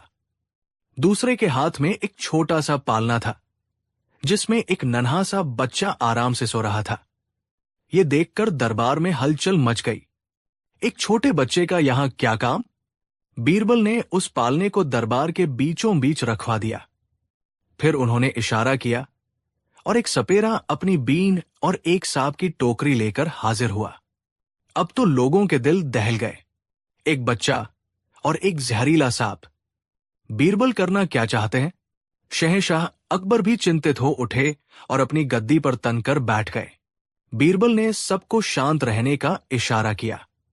उन्होंने मिट्टी का वो बड़ा सा घड़ा उठाया और उसे बहुत ही सावधानी से उस पालने के ऊपर रख दिया, जिससे बच्चा पूरी तरह से घड़े के नीचे छिप गया। अब दरबार के बीच में सिर्फ एक उल्टा रखा हुआ मिट्टी का घड़ा नजर आ रहा था। इसके बाद बीरबल ने सपेरे को इशारा किया। सपेरे ने अपनी टोकरी खोली और उसमें से एक फुर्तीला काला नाग निकलकर फुफकारने लगा। बीरबल ने बड़ी ही होशियारी से सपेरे की मदद से उस नाग को उस उल्टे रखे घड़े के ऊपर बैठा दिया। नाग कुंडली मारकर घड़े के शीर्ष पर बैठ गया और चारों तरफ देखने लगा। अब दरबार में जो दृश्य था उसे देखकर सबकी सांसें अटक गई। बीचों बीच एक मिट्टी का घड़ा और उसके ऊपर बैठा एक जहरीला नाग। कविश्वर चंद्रभान भी हैरान था। उसे समझ नहीं आ रहा था कि ये सब क्या हो रहा है। ये तो पागलपन लग रहा था। बीरबल अब आगे बढ़े और कविश्वर चंद्रभान की ओर देखकर अपनी बुलंद आवाज में बोले, कविश्वर जी, कृपया अपनी कविता की पहली पंक्ति कहिए। चंद्रभान ने थोड़ा झिझकते हुए कहा, देखा मैंने अजब नजारा। बीरबल ने पूरे दरबार की ओर इशारा करते हुए कहा, देखिए, आप सब अपनी आंखों से देखिए। क्या ये एक अजब नजारा नहीं है? दरबार के बीचों बीच एक घड़ा और उस पर बैठा एक जिंदा नाग। इससे ज्यादा अजीब और क्या हो सकता है? पूरे दरबार ने हामी में सिर हिलाया। बात तो सही थी। ये वाकई एक अजब नजारा था। अब दूसरी पंक्ति, कविश्वर जी, बीरबल ने कहा, चंद्रभान ने कहा, मुर्दे पर था जीवन सारा। बीरबल मुस्कुराए। देखिए, ये घड़ा किससे बना है? मिट्टी से। वो मिट्टी जो निर्जीव है, जो मुर्दा है। और इस मुर्दे घड़े के ऊपर ये जिंदा नाग बैठा है, जिसमें जीवन है। तो हो गया ना, मुर्दे पर था जीवन सारा। ये सुनते ही पूरे दरबार में तालियों की गड़गड़ाहट गूंज उठी। क्या अद्भुत तर्क था! बीरबल ने एक साधारण से दृश्य में कविता की सबसे मुश्किल पंक्ति को सच साबित कर दिया था। चंद्रभान का मुंह खुला का खुला रह गया। अब बची थी आखिरी दो पंक्तियां, जो सबसे ज्यादा विरोधाभासी थी। बीरबल ने कहा, अब जरा इस परिस्थिति को समझिए। इस घड़े के नीचे एक मासूम बच्चा सो रहा है। उसकी जान खतरे में है, क्योंकि ऊपर एक जहरीला नाग बैठा है। अगर मैं घड़े को हटाने की कोशिश करता हूं, तो नाग मुझे डस सकता है या घबरा कर बच्चे पर गिर सकता है। बच्चे की जान बचाने का सिर्फ एक ही तरीका है, इस नाग को मारना।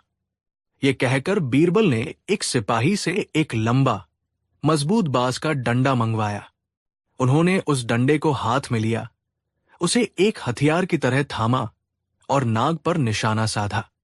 अब मैं इस हथियार से इस नाग को मारकर उस बच्चे की जान बचाऊंगा, बीरबल ने ऊंची आवाज में कहा।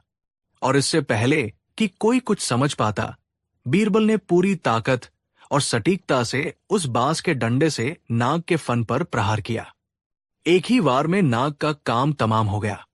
वो मरकर घड़े से नीचे गिर पड़ा। दरबार में लोगों ने राहत की सांस ली। बीरबल ने उस बांस के डंडे को ऊपर उठाते हुए कविश्वर से कहा, तीसरी पंक्ति कहिए। चंद्रभान ने कांपती आवाज में कहा, जिस हथियार से जान बचाई। बीरबल ने कहा, देखिए, ये है वो हथियार, ये बांस का डंडा। इसी से मैंने नाग को मारकर उस बच्चे की जान बचाई है। लेकिन कहानी अभी खत्म नहीं हुई थी। बीरबल के जोरदार प्रहार से वो मिट्टी का घड़ा भी चटाक की आवाज के साथ टूटकर चकनाचूर हो गया था। घड़े के टूटने और जोरदार आवाज से नीचे सो रहा बच्चा जाग गया और डरकर जोर जोर से रोने लगा। बीरबल ने उस रोते हुए बच्चे और टूटे हुए घड़े की ओर इशारा किया और चंद्रभान से कहा, अब आखिरी पंक्ति कहिए। चंद्रभान के मुंह से शब्द नहीं निकल रहे थे। बीरबल ने खुद ही वो पंक्ति पूरी की। उसी ने थी आफत ढाई। बीरबल ने समझाया, देखिए, यही वो बांस का डंडा है जिसने बच्चे की जान बचाई, और इसी डंडे के प्रहार ने इस बेचारे घड़े को तोड़कर आफत ढाई। इसी ने इस मासूम बच्चे को डराकर रुलाने की आफत ढाई। तो साबित हो गया कि जिस हथियार ने जान बचाई, उसी ने आफत भी ढाई। अब दरबार में जो सन्नाटा था, वो तालियों के तूफान में बदल गया। लोग अपनी जगहों पर खड़े होकर बीरबल की बुद्धिमानी का अभिवादन कर रहे थे। शहंशाह अकबर अपनी गद्दी से उतरकर बीरबल के पास आए और उन्हें गले से लगा लिया। मान गए बीरबल, मान गए। शहंशाह ने कहा, तुम्हारी बुद्धि का कोई मुकाबला नहीं है। तुमने एक असंभव लगने वाली कविता को अपनी आंखों के सामने सच कर दिखाया। कविश्वर चंद्रभान का चेहरा शर्म से झुक गया था। उसका सारा अहंकार, सारा घमंड मिट्टी में मिल गया था। वो समझ गया था कि शब्दों का मायाजाल रचना एक बात है और उन शब्दों को वास्तविकता की कसौटी पर कसना बिल्कुल दूसरी। उसने बीरबल को सिर्फ एक हाजिर जवाब मस्खरा समझा था, लेकिन आज उसे बीरबल के रूप में साक्षात बुद्धि के दर्शन हुए थे। वो आगे बढ़ा और अपनी सोने की मोहरों की थैली बीरबल के चरणों में रख दी। मैं हार गया, बीरबल जी। आप सचमुच इस सल्तनत के सबसे बुद्धिमान व्यक्ति हैं। ये इनाम आपका है। बीरबल ने वो थैली उठाई, लेकिन उसे अपने पास नहीं रखा। उन्होंने उस बच्चे के माता पिता को बुलाया, जिन्हें बीरबल ने पहले ही समझा बुझाकर इस प्रदर्शन के लिए राजी कर लिया था, और आधी मोहरें उन्हें देते हुए कहा, ये आपके बच्चे के साहस का इनाम है। फिर वो चंद्रभान की ओर मुड़े और बाकी की आधी मोहरें उसे वापस करते हुए कहा, कविश्वर जी, आपकी कला महान है, बस उसमें अहंकार का मिश्रण न होने दे। इन मोहरों से आप कन्नौज में युवा कवियों के लिए एक पाठशाला खोलें, ताकि आपकी ये कला और आगे बढ़े। बीरबल के इस व्यवहार ने चंद्रभान का दिल जीत लिया। वो शर्मिंदगी और सम्मान के मिले जुले भाव से भर गया। उसने बीरबल से माफी मांगी और एक बेहतर और विनम्र इंसान बनकर आगरा से विदा हुआ। इस तरह बीरबल ने न सिर्फ एक घमंडी कवि को उसी की कविता के जाल में फंसाकर सबक सिखाया, बल्कि अपनी महानता और उदारता का भी परिचय दिया। ये कहानी इस बात का प्रतीक बन गई कि सच्ची बुद्धि सिर्फ समस्याओं को सुलझाने में नहीं, बल्कि दिलों को जीतने में भी है। कहानी 5। शहंशाह जलालुद्दीन मोहम्मद अकबर के दरबार की शान ही निराली थी। यहां ज्ञान की गंगा बहती थी तो कला का सागर भी लहराता था। एक से बढ़कर एक विद्वान, शूरवीर और कलाकार अकबर के नवरत्नों में शामिल थे।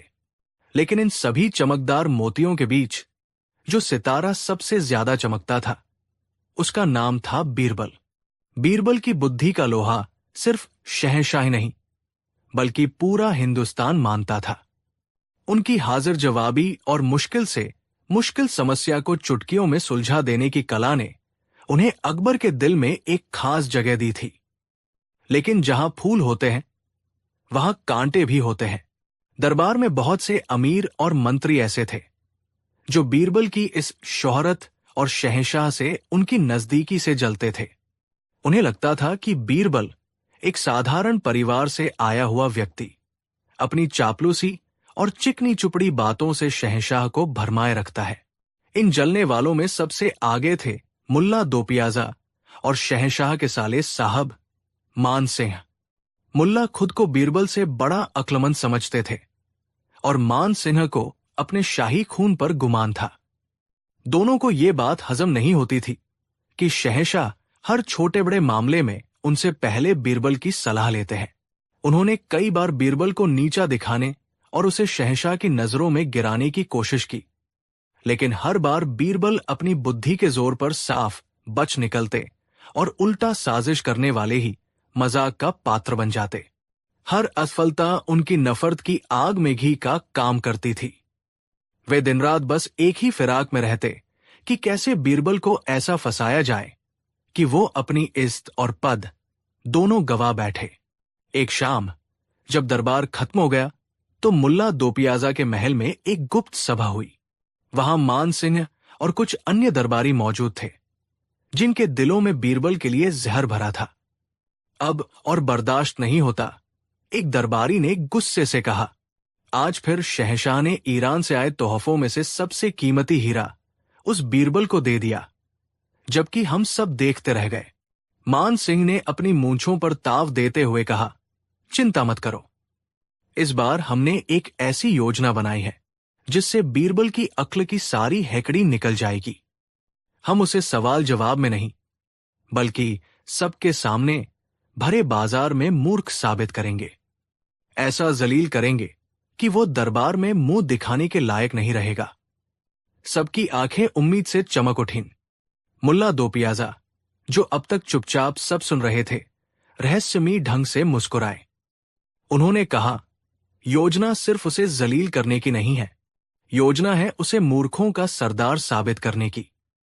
हम शहंशाह के हाथों ही उसे ऐसा काम करवाएंगे जिसे करने के बाद दुनिया उसे बीरबल द बुद्धिमान नहीं, बीरबल द मूर्ख के नाम से जानेगी। मुल्ला ने अपनी योजना का खुलासा किया। योजना ये थी कि आगरा में एक अनोखा त्योहार मनाया जाए जिसका नाम होगा महामूर्ख सम्मेलन। इस दिन सल्तनत के कोने कोने से सबसे बड़े मूर्खों को ढूंढकर लाया जाएगा और उनमें से जो सबसे बड़ा मूर्ख होगा उसे एक दिन के लिए मूर्ख-ए-आज़म यानी मूर्खों का शहंशाह बनाया जाएगा। उस एक दिन के लिए हर किसी को, यहां तक कि खुद शहंशाह अकबर को भी, उस मूर्ख-ए-आज़म का एक हुक्म मानना होगा। लेकिन इससे बीरबल का क्या लेना देना? एक दरबारी ने पूछा। मुल्ला की आंखों में एक शातिर चमक उभरी। लेना देना है, हम पहले शहंशाह से इस त्योहार के लिए हामी भरवा लेंगे और उनसे शाही वचन ले लेंगे कि वे नियमों का पालन करेंगे और जब हमारा चुना हुआ मूर्ख आज़म गद्दी पर बैठेगा तो हम उससे बीरबल के लिए एक ऐसा हुक्म दिलवाएंगे जिसे पूरा करने में बीरबल की सारी बुद्धिमानी धरी की धरी रह जाएगी। वो सबके सामने एक तमाशा बनकर रह जाएगा। ये योजना सबको पसंद आई। ये एक ऐसा जाल था जिसमें सवाल नहीं, बल्कि हालात बीरबल को फंसाने वाले थे। अब बस इंतजार था इस योजना को अंजाम देने का। अगले दिन भरे दरबार में मान सिंह ने बड़ी विनम्रता का नकाब ओढ़कर शहंशाह के सामने एक अर्जी पेश की। आलम पनाह, सल्तनत में हर तरफ अमन चैन है। आपकी हुकूमत का परचम लहरा रहा है। ऐसे में प्रजा के मनोरंजन और दिल बहलाने के लिए एक नए उत्सव की शुरुआत की जाए तो कैसा रहेगा? अकबर को हमेशा से ही नई और अनोखी चीजों में दिलचस्पी रहती थी। उन्होंने पूछा, कैसा उत्सव मान सिंह? मुल्ला दोपियाजा ने आगे बढ़कर कहा, जहां पनाह, इसका नाम होगा महामूर्ख सम्मेलन। ये हास्य और विनोद का त्योहार होगा। इससे हमें यह भी पता चलेगा कि हमारी प्रजा कितनी भोली और सरल है। इस दिन हम सल्तनत के सबसे बड़े मूर्ख को मूर्ख आज़म का ताज पहनाएंगे और एक दिन के लिए उसे सम्मान देंगे। यह आपकी उदारता का भी प्रतीक होगा। अकबर को यह विचार बड़ा मजेदार लगा। उन्होंने ठहाका लगाते हुए कहा, वाह, क्या ख्याल है, हमें मंजूर है। इसकी तैयारियां शुरू की जाए। तभी मुल्ला ने अपनी चाल चली, जहां पनाह, इस उत्सव की एक शर्त है। इसकी गरिमा बनाए रखने के लिए आपको शाही वचन देना होगा कि उस दिन आप समेत दरबार का हर सदस्य मूर्ख आज़म के एक हुक्म का पालन जरूर करेगा, चाहे वो कितना भी अजीब क्यों न हो। अकबर ने हंसते हुए कहा, हमें स्वीकार है। हम शाही वचन देते हैं। साजिश करने वालों की आंखों में जीत की चमक तैर गई। उन्होंने शहंशाह को उनके ही वचन के जाल में बांध लिया था। बीरबल दरबार में मौजूद थे और ये सब देख सुन रहे थे। उनके चेहरे पर एक हल्की सी मुस्कान थी, जैसे वो आने वाले तूफान को पहले ही भांप चुके हों, लेकिन वो खामोश रहे। अब शुरू हुई सल्तनत के सबसे बड़े मूर्ख की खोज। मुल्ला और मान सिंह ने अपने सिपाही चारों दिशाओं में भेज दिए, लेकिन उनका मकसद किसी असली मूर्ख को खोजना नहीं था। उनका मकसद था एक ऐसे व्यक्ति को खोजना जो उनके इशारों पर नाच सके। कुछ दिनों की खोज के बाद उन्हें आगरा के पास के एक गांव में बुद्धू राम नाम का एक व्यक्ति मिला। बुद्धू राम सचमुच में महामूर्ख था। उसकी मूर्खता के किस्से दूर दूर तक मशहूर थे। वो उसी डाल को काटता था जिस पर बैठा होता, नदी से टोकरी में पानी भरने की कोशिश करता और अपनी ही परछाई से लड़ता रहता था। वो साजिश करने वालों के लिए एकदम सही मोहरा था। उन्होंने बुद्धू राम को सोने के सिक्कों का लालच दिया और उसे अच्छी तरह सिखा पढ़ा दिया कि ताज पहनने के बाद उसे क्या करना है और बीरबल को क्या हुक्म देना है। महामूर्ख सम्मेलन का दिन आ गया। आगरा के मुख्य चौक पर एक विशाल मंच सजाया गया था। चारों तरफ भीड़ जमा थी। शहंशाह अकबर अपने पूरे दरबार के साथ सिंहासन पर विराजमान थे। एक एक करके कई मूर्ख अपनी कला का प्रदर्शन करने आए, लेकिन जब बुद्धू राम मंच पर आया तो उसने अपनी हरकतों से सबको हंसा-हंसाकर लोट-पोट कर दिया। जैसा कि योजना थी, उसे सर्वसम्मति से मूर्ख आज़म चुन लिया गया। उसे एक मजाकिया सा ताज पहनाया गया और एक नकली सिंहासन पर बिठाया गया। मुल्ला दोपियाजा और मान सिंह की आंखें चमक रही थी। अब असली खेल शुरू होने वाला था।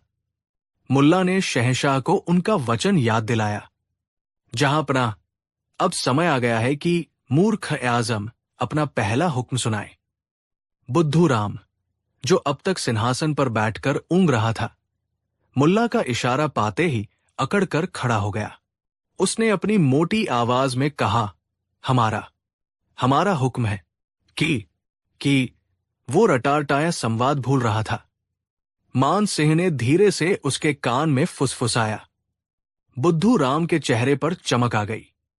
हाँ, हमारा हुक्म है कि इस दरबार का सबसे अक्लमंद आदमी बीरबल आज पूरे दिन हमारा निजी सेवक बनेगा और हमारा पहला काम यह है कि बीरबल हमें अपने कंधों पर बिठाकर पूरे आगरा शहर का चक्कर लगवाएगा और चक्कर लगाते समय वह चिल्लाएगा, देखो, एक अक्लमंद एक शहंशाह को उठाए हुए है। ये सुनते ही पूरे मैदान में सन्नाटा छा गया। ये बीरबल का अपमान था, उनकी बुद्धि और उनके पद की सरेआम तौहीन थी। शहंशाह अकबर का चेहरा गुस्से से लाल हो गया। उन्हें एहसास हुआ कि ये कोई मजाक नहीं, बल्कि बीरबल के खिलाफ एक गहरी साजिश है। वो कुछ कहने के लिए हुए, लेकिन मुल्ला ने तुरंत याद दिलाया, जहांपनाह, आपका शाही वचन। अकबर अपने ही वचन से बंध चुके थे। उन्होंने लाचारी भरी नजरों से बीरबल की ओर देखा। बीरबल के चेहरे पर न गुस्सा था, न अपमान का भाव। वो शांत थे, जैसे कुछ हुआ ही न हो। साजिश करने वाले दरबारी मन ही मन अपनी जीत का जश्न मना रहे थे। उन्हें लगा कि आज बीरबल या तो शहंशाह का हुक्म मानने से इनकार कर देगा और गुस्ताख कहलाएगा, या फिर हुक्म मानकर हमेशा के लिए जिल्लत का दाग अपने ऊपर लगवा लेगा। दोनों ही सूरतों में उनकी जीत पक्की थी। बीरबल आगे बढ़े और मूर्ख आजम बने बुद्धू राम के सामने सिर झुकाया। जैसा मेरे शहंशाह का हुक्म, आपकी आज्ञा सिर आंखों पर।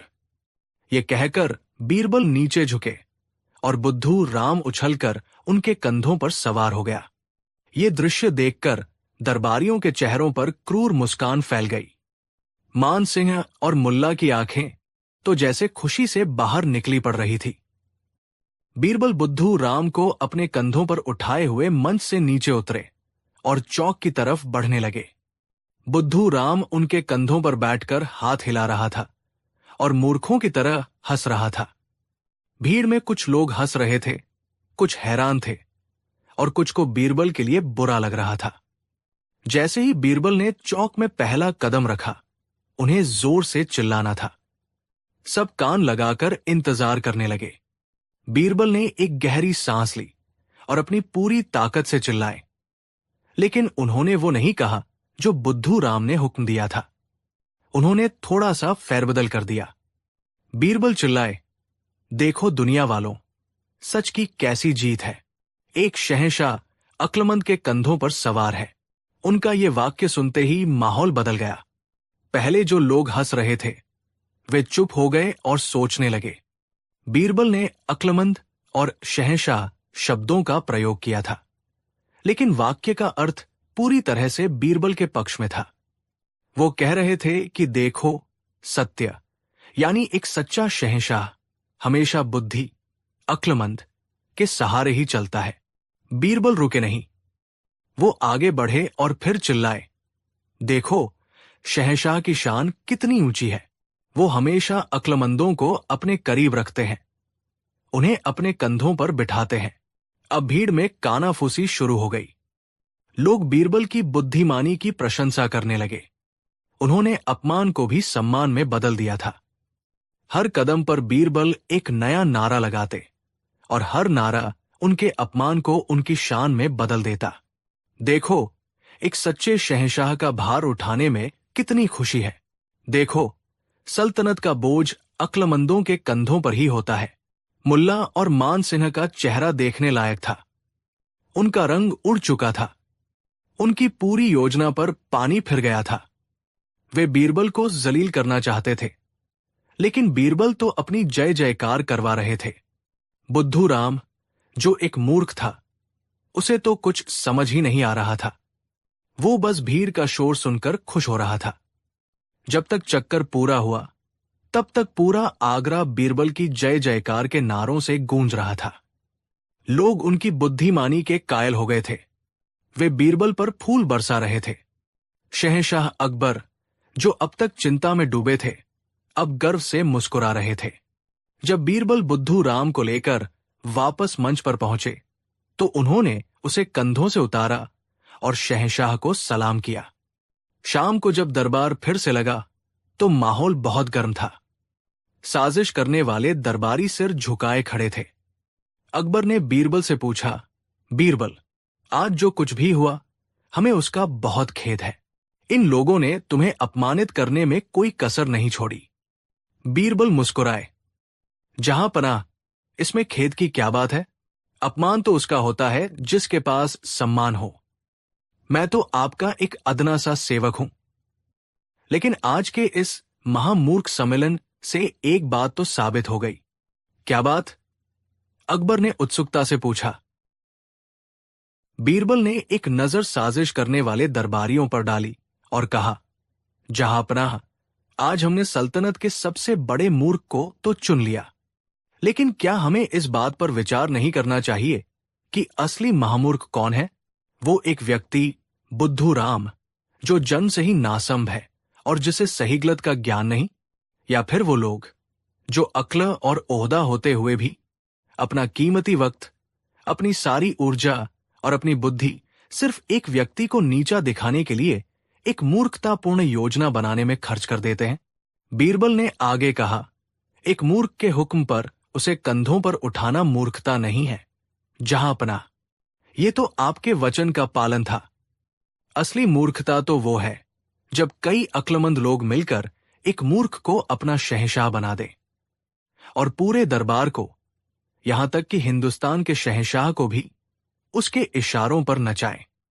उन्होंने मुझे मूर्ख साबित करने के लिए खुद को और पूरे दरबार को महामूर्ख साबित कर दिया। बीरबल के ये शब्द तीरों की तरह साजिश करने वालों के सीने में जा लगे। उनके सिर शर्म से और भी ज्यादा झुक गए। उन्होंने बीरबल को मूर्ख साबित करने का जाल बुना था, लेकिन बीरबल ने अपनी बुद्धि से उसी जाल में उन्हें ही सबसे बड़ा मूर्ख साबित कर दिया था।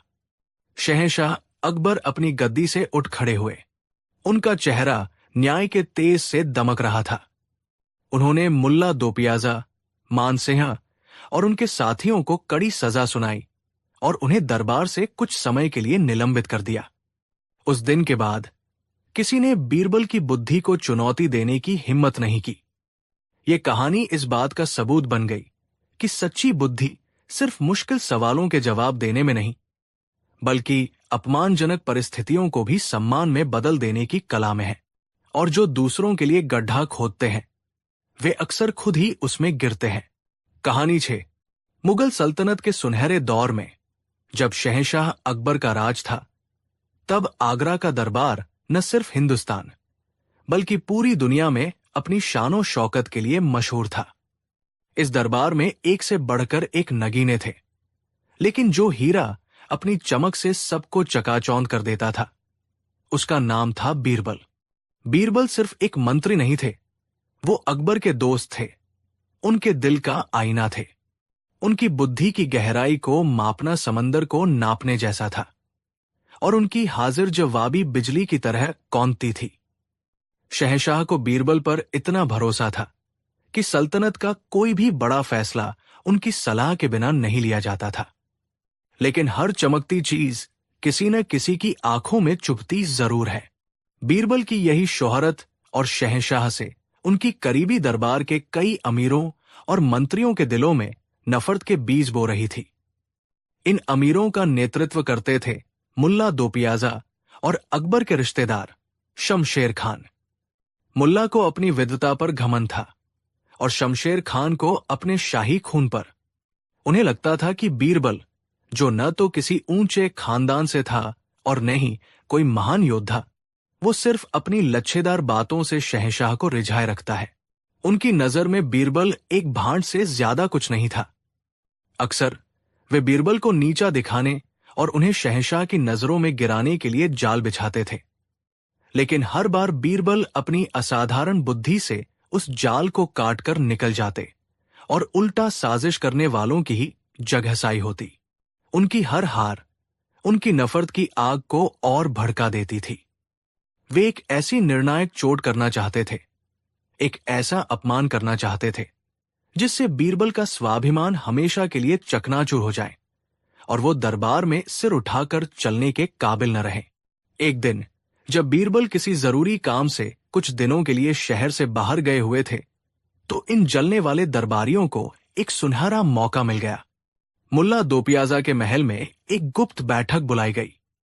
कमरे में बैठे हर दरबारी के चेहरे पर बीरबल के लिए नफरत साफ झलक रही थी। शमशेर खान ने अपनी तलवार की मूंछ पर हाथ फेरते हुए कहा, बहुत हो गया ये रोज रोज का तमाशा। हम बीरबल को सवालों के जाल में नहीं फंसा पाए, लेकिन इस बार हम उसे सामाजिक रूप से अपमानित करेंगे। हम उसकी इज्जत को तार तार कर देंगे।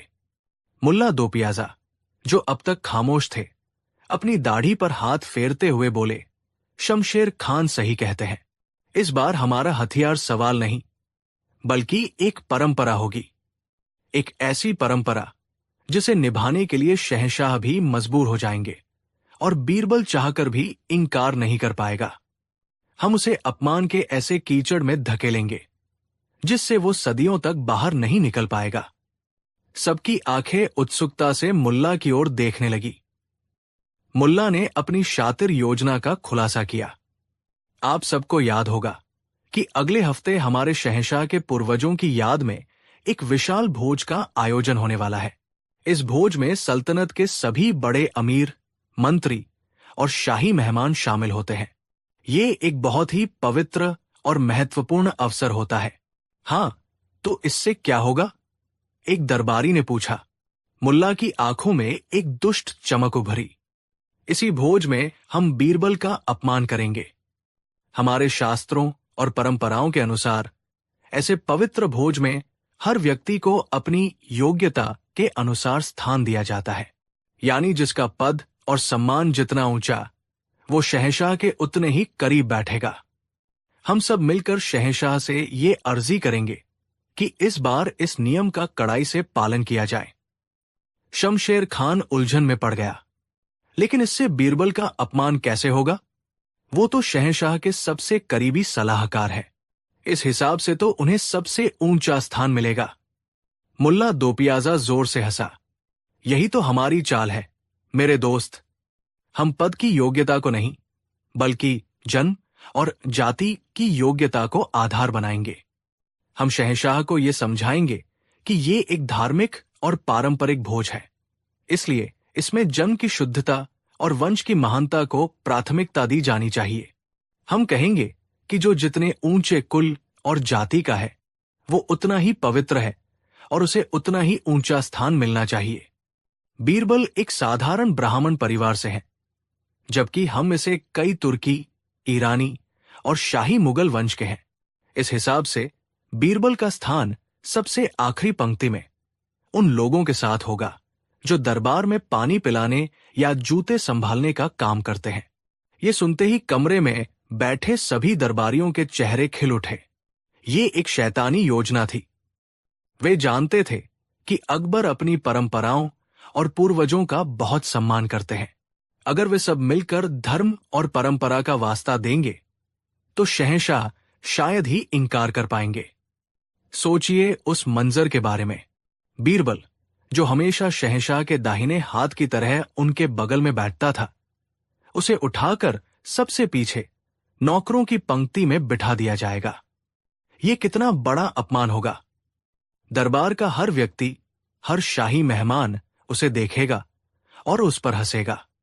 अगर बीरबल ने वहां बैठने से इनकार कर दिया तो उस पर शहंशाह के हुक्म और परंपरा का अपमान करने का इल्जाम लगेगा, और अगर वो चुपचाप बैठ गया तो उसका स्वाभिमान हमेशा के लिए मर जाएगा। दोनों ही सूरतों में साजिश करने वालों की जीत निश्चित थी। योजना तय हो चुकी थी। अब बस बीरबल के लौटने और उस भोज के दिन का इंतजार था। कुछ दिनों बाद बीरबल अपना काम खत्म करके आगरा वापस लौटे। उन्हें अपने खास जासूसों से दरबार में चल रही कानाफूसी की थोड़ी बहुत भनक तो लगी, लेकिन उन्हें साजिश की गहराई का अंदाजा नहीं था। भोज से एक दिन पहले मुल्ला दो पियाजा, शमशेर खान और 10-12 अन्य वरिष्ठ मंत्री एक साथ शहंशाह अकबर की सेवा में हाजिर हुए।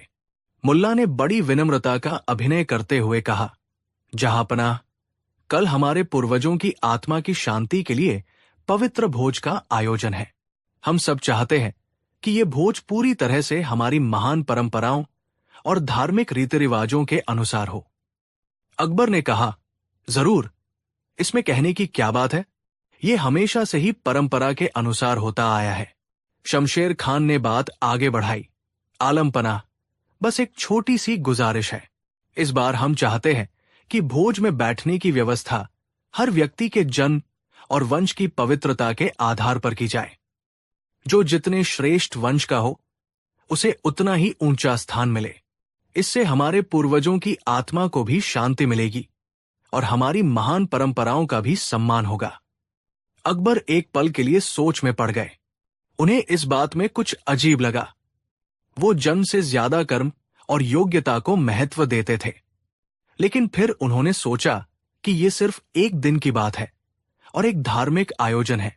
अगर उनके सभी वरिष्ठ मंत्री यही चाहते हैं तो इसमें हर्ज ही क्या है।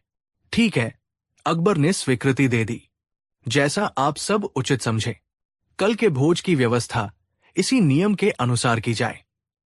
साजिश करने वाले दरबारियों ने एक दूसरे को देखकर विजयी मुस्कान दी। उनका तीर निशाने पर लग चुका था। उन्होंने शहंशाह से ही बीरबल के अपमान के फरमान पर मुहर लगवा ली थी। भोज का दिन आ गया।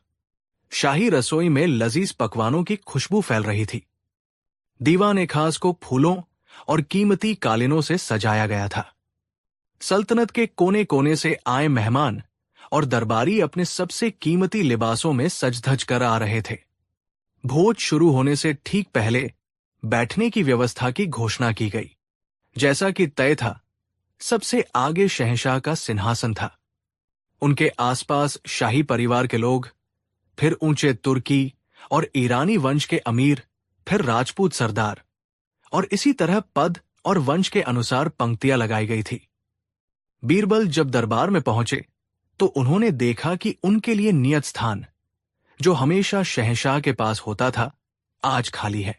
एक सेवक ने डरते डरते उनके पास आकर बताया, गुस्ताखी माफ, मंत्री जी, आज के लिए आपका स्थान सबसे आखिरी पंक्ति में उन सेवकों के पास है जो जूते चप्पल की देखभाल करते हैं। ये सुनते ही पूरे दरबार में एक अजीब सी खामोशी छा गई। सबकी नजरें बीरबल पर टिक गई। मुल्ला और शमशेर खान के चेहरों पर एक क्रूर संतुष्टि का भाव था।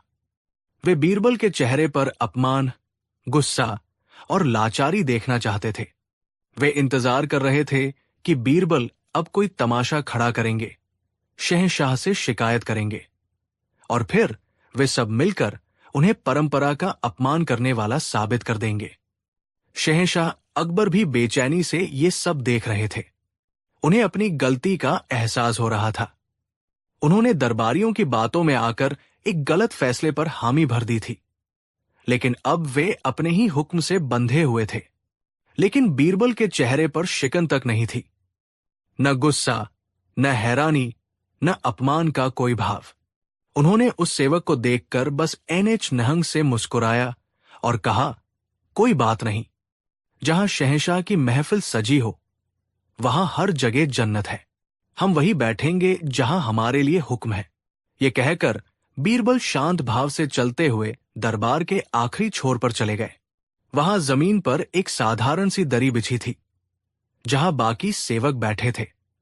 बीरबल ने बड़े ही सहज ढंग से अपने जूते उतारे और उन सेवकों के पास जाकर बैठ गए। ये एक अप्रत्याशित दृश्य था। साजिश करने वाले हक्के बक्के रह गए। उन्हें उम्मीद थी कि बीरबल आगब बुला हो जाएंगे, लेकिन यहां तो उन्होंने अपमान को ऐसे स्वीकार कर लिया जैसे ये कोई सम्मान हो। बीरबल वहां बैठे सेवकों से ऐसे घुल मिलकर बातें करने लगे जैसे वो उन्हीं में से एक हो। उन्होंने अपनी जूतियां उठाई और उन्हें दरबार में आए सभी मेहमानों की जूतियों के साथ बड़े सलीके से एक पंक्ति में रख दिया। भोज शुरू हुआ। शहंशाह और ऊंची पंक्तियों में बैठे अमीर लजीज पकवानों का लुत्फ उठा रहे थे, लेकिन सबका ध्यान बार बार आखिरी पंक्ति में बैठे बीरबल पर ही जा रहा था। बीरबल का शांत और प्रसन्न चेहरा दरबारियों के दिलों में कांटे की तरह चुभ रहा था। उनकी योजना जैसे उल्टी पड़ती दिख रही थी। बीरबल का ये व्यवहार उनके अपमान को नहीं, बल्कि उनकी महानता और विनम्रता को दर्शा रहा था। मुल्ला और शमशेर खान समझ गए कि उन्हें कुछ और करना होगा। भोज के बीच में जब सब खाने में व्यस्त थे, बीरबल अपनी जगह से उठे। वो सीधे उन जूतियों के ढेर के पास गए जो उन्होंने जमा की थी। उन्होंने अपनी पगड़ी से एक छोटा सा टुकड़ा फाड़ा और उससे एक एक करके सभी जूतियों को बड़े प्यार से साफ करना शुरू कर दिया। ये देखकर तो पूरे दरबार में जैसे भूचाल आ गया। शहंशाह का सबसे खास मंत्री, हिंदुस्तान का सबसे बुद्धिमान व्यक्ति आज दरबार में जूते साफ कर रहा था। ये तो अपमान की पराकाष्ठा थी। शमशेर खान से रहा नहीं गया। वो जोर से हंसते हुए बोला, देखिए जहांपना, देखिए आपके सबसे चहेते सलाहकार की हालत। आज आखिरकार इन्हें इनकी सही जगह और सही काम मिल ही गया। कई दरबारी भी दबी जुबान में हंसने लगे। अकबर का चेहरा शर्म और गुस्से से तमतमा उठा। वो अपनी गद्दी से उठने ही वाले थे कि बीरबल ने जूते साफ करते करते ही ऊंची आवाज में कुछ कहना शुरू किया और उनकी आवाज ने पूरे माहौल को बदल दिया। बीरबल एक एक जूती को उठाते, उसे साफ करते और उस जूती के मालिक की तरफ देखकर ऊंची आवाज में कहते, ऐ मेरे महान जूतों, तुम कितने भाग्यशाली हो। आज तुम शहंशाह के पूर्वजों के पवित्र भोज में शामिल हुए हो। तुम पर उन महान अमीरों और मंत्रियों की धूल लगी है जो इस सल्तनत के स्तंभ है। फिर वो दूसरी जूती उठाते और कहते, ऐ मेरे प्यारे जूतों, तुम शांत रहना, आपस में लड़ना झगड़ना मत। मैं जानता हूं कि तुम सब एक ही जगह के बने हो, एक ही चमड़े के हो, लेकिन आज तुम सब अलग अलग महान लोगों के पैरों में हो। तुम सब एक बराबर हो, लेकिन तुम्हारे मालिक ऊंचे नीचे हैं। यह सुनकर दरबार में हंसी रुक गई। लोग बीरबल की बातों का मतलब समझने की कोशिश करने लगे। बीरबल रुके नहीं। उन्होंने अपनी आवाज और बुलंद की, ऐ जूतों, तुम मुझसे कुछ मत कहना, मैं तो बस तुम्हारी सेवा कर रहा हूं। लेकिन जब तुम्हारे मालिक तुम्हें पहनकर यहां से जाएं, तो उनसे जरूर पूछना। उनसे पूछना कि आज वो इस भोज में अपने कर्मों की वजह से ऊंचा स्थान पाकर बैठे हैं या अपने जन्म की वजह से। उनसे पूछना कि क्या उनके पूर्वजों ने इसलिए कुर्बानियां दी थी कि एक दिन उनकी औलादे इंसानों को नहीं, बल्कि उनके जन को सम्मान देंगी। अब दरबार में सन्नाटा छा गया था। बीरबल की बातें तलवार की तरह हर उस दरबारी के सीने में चुभ रही थी जिसने ये साजिश रची थी। बीरबल अपनी लय में बोलते रहे, ऐ जूतों, तुम अपने मालिकों को याद दिलाना कि तुम सब एक ही मिट्टी पर चलते हो। जब मौत आएगी तो वो तुम्हारे मालिक के वंश या जाति को नहीं देखेगी, वो सबको एक ही मिट्टी में मिला देगी। फिर ये ऊंच नीच का घमंड कैसा? और फिर बीरबल ने अपनी चाल का सबसे बड़ा पत्ता फेंका। वो सीधे शहंशाह अकबर की जूतियों के पास गए। उन्होंने उन्हें उठाया, अपनी आंखों से लगाया और कहा, और ऐ मेरे शहंशाह के जूतों, तुम तो सबसे महान हो। तुम उस शहंशाह के पैरों में रहते हो जो न्याय और बराबरी के लिए जाना जाता है। तुम अपने मालिक को बताना कि आज उनके दरबार में क्या हुआ। उन्हें बताना कि कैसे आज कुछ लोगों ने उनकी सल्तनत में जम के नाम पर इंसानों को बांटने की कोशिश की। उन्हें याद दिलाना कि एक बादशाह की असली शान उसके अमीरों के ऊंचे वंश में नहीं, बल्कि उसकी प्रजा के बीच बराबरी और इंसाफ में होती है। ये कहकर बीरबल चुप हो गए। दरबार में मौत जैसा सन्नाटा था। बीरबल ने किसी को एक भी अपशब्द नहीं कहा था, किसी पर कोई आरोप नहीं लगाया था, लेकिन उन्होंने जूतों के माध्यम से पूरी साजिश की धज्जियां उड़ा दी थी। उन्होंने अपमान के उसी हथियार से साजिश करने वालों को इतना शर्मिंदा कर दिया था कि वे नजरें नहीं उठा पा रहे थे। उन्होंने बीरबल को जाति के नाम पर अपमानित करना चाहा था और बीरबल ने उसी को आधार बनाकर उन्हें इंसानियत और बराबरी का पाठ पढ़ा दिया था।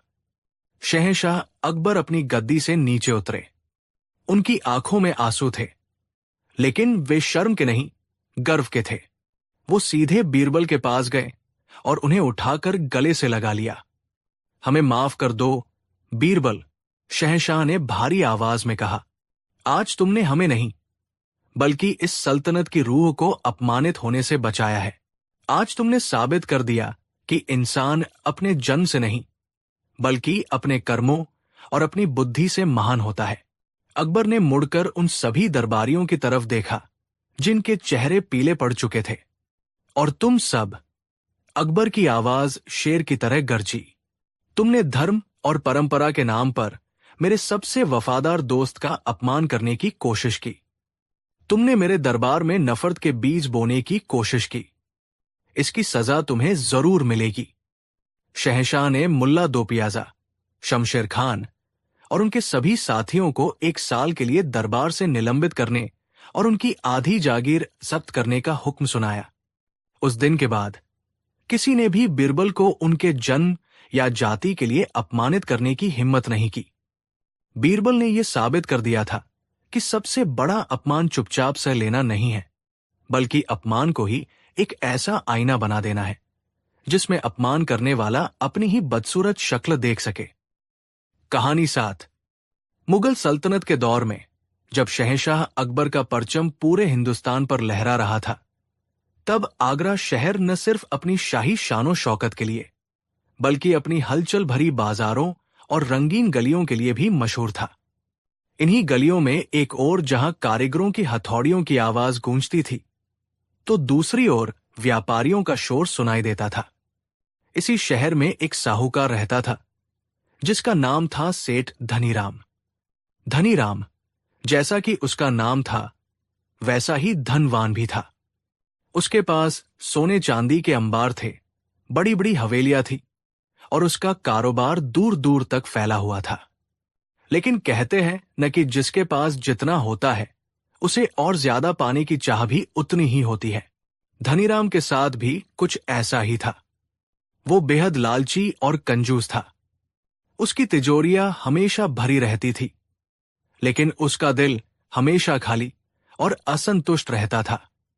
वो गरीबों को ऊंचे ब्याज पर कर्ज देता और अगर कोई समय पर पैसा नहीं चुका पाता तो उसकी जमीन जायदाद हड़प लेता था। उसकी क्रूरता और लालच के किस्से पूरे आगरा में मशहूर थे, लेकिन उसके रुतबे और धन के कारण कोई उसके खिलाफ मुंह खोलने की हिम्मत नहीं करता था। उसी शहर के बाहरी इलाके में एक गरीब किसान रहता था जिसका नाम था हरिराम। हरिराम बहुत ही मेहनती और ईमानदार व्यक्ति था। उसके पास जमीन का एक छोटा सा टुकड़ा था जिस पर वह दिन रात मेहनत करके अपने परिवार का पेट पालता था। उसकी दुनिया छोटी थी, लेकिन खुशियों से भरी थी। एक साल मानसून ने धोखा दे दिया। महीनों तक बारिश की एक बूंद नहीं गिरी। खेत सूख गए, फसलें जल गई और पूरे इलाके में अकाल जैसी स्थिति पैदा हो गई। हरिराम की सारी जमा पूंजी खत्म हो गई और उसके परिवार के सामने भूखों मरने की नौबत आ गई। कई दिनों तक आधे पेट रहने के बाद जब उसके बच्चों की हालत देखी नहीं गई, तो उसने भारी मन से एक मुश्किल फैसला किया। उसने सेठ धनीराम से कर्ज लेने का निश्चय किया। वह जानता था कि धनीराम एक निर्दयी साहूकार है, लेकिन उसके पास और कोई चारा नहीं था। अपनी जमीन के कागजात लेकर वो कांपते हुए पैरों से सेठ की आलीशान हवेली पर पहुंचा। सेठ धनीराम मखमली गद्दों पर बैठा हुक्का गुड़गुड़ा रहा था। हरिराम ने हाथ जोड़कर कहा, सेठ जी, मुझ पर रहम कीजिए। अकाल ने सब कुछ तबाह कर दिया है। मेरे बच्चे भूखे हैं। मुझे 200 सोने की मोहरों का कर्ज दे दीजिए। जैसे ही अगली फसल होगी, मैं आपका एक एक पैसा ब्याज समेत चुका दूंगा। धनीराम ने अपनी लोमड़ी जैसी आंखों से हरिराम को ऊपर से नीचे तक देखा। उसकी नजर हरिराम के हाथ में रखे जमीन के कागजातों पर पड़ी। वो जमीन शहर के पास थी और धनीराम जानता था कि भविष्य में उसकी कीमत बहुत बढ़ने वाली है। उसके मन में लालच का कीड़ा कुलबुलाने लगा। उसने हरिराम की जमीन हड़पने की एक कुटिल योजना बना ली। उसने बड़ी हमदर्दी का नाटक करते हुए कहा, अरे हरिराम, तुम तो हमारे अपने हो। तुम्हारी मदद नहीं करेंगे तो किसकी करेंगे? लेकिन तुम्हें तो पता ही है आजकल बाजार कितना मंदा है। फिर भी तुम्हारे बच्चों के लिए हम ये जोखिम उठाएंगे। उसने एक शर्त रखी, मैं तुम्हें 100 मोहरें दूंगा, लेकिन तुम्हें 1 साल के अंदर ब्याज समेत 150 मोहरें लौटानी होंगी। और अगर तुम 1 साल और 1 दिन भी ऊपर करते हो तो तुम्हारी ये जमीन मेरी हो जाएगी। बोलो, मंजूर है ये ब्याज बहुत ज्यादा था और शर्त बहुत क्रूर थी। लेकिन हरिराम के पास कोई और विकल्प नहीं था। उसने बेबसी में सिर हिला दिया। धनीराम ने तुरंत एक दस्तावेज तैयार करवाया जिसमें सारी शर्तें लिखी हुई थी। एक शर्त उसने इतनी छोटी लिखवाई कि हरिराम उसे पढ़ भी न सका। उस शर्त में लिखा था कि अगर हरिराम कर्ज नहीं चुका पाया तो उसे अपनी जमीन के साथ साथ अपनी बैल जोड़ी भी साहूकार को देनी होगी। हरिराम ने अनजाने में उस दस्तावेज पर अपना अंगूठा लगा दिया और पैसे लेकर घर चला आया। हरिराम ने उन पैसों से अपने परिवार को संभाला और बारिश का इंतजार करने लगा। ईश्वर की कृपा से कुछ ही हफ्तों में अच्छी बारिश हुई। हरिराम ने दिन को दिन और रात को रात नहीं समझा। उसने अपनी जमीन पर इतनी मेहनत की कि उस साल उसके खेत सोने की तरह लहलहा उठे।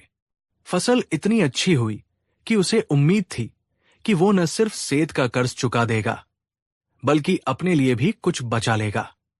फसल कटने के बाद उसने अनाज बेचा और ठीक 150 सोने की मोहरें इकट्ठी कर ली। कर्ज चुकाने की आखिरी तारीख में अभी 2 दिन बाकी थे। वो बहुत खुश था कि वो सेठ की भयानक शर्त से बच जाएगा। उसने अपनी पत्नी से कहा, कल सुबह होते ही मैं सेठ जी का कर्ज चुकाकर अपनी जमीन के कागजात वापस ले आऊंगा। लेकिन धनीराम इतना सीधा साधा कहा था। उसने अपने जासूसों से हरिराम पर नजर रखी हुई थी। जब उसे पता चला कि हरिराम के पास पैसे इकट्ठे हो गए हैं और वो कर्ज चुकाने आ रहा है तो वो बेचैन हो गया। वो उस कीमती जमीन को अपने हाथ से जाने नहीं देना चाहता था। उसने एक और शैतानी चाल चली। जिस दिन हरिराम को पैसे देने आना था उससे एक रात पहले धनीराम ने अपने कुछ गुंडों को हरिराम के घर भेजा।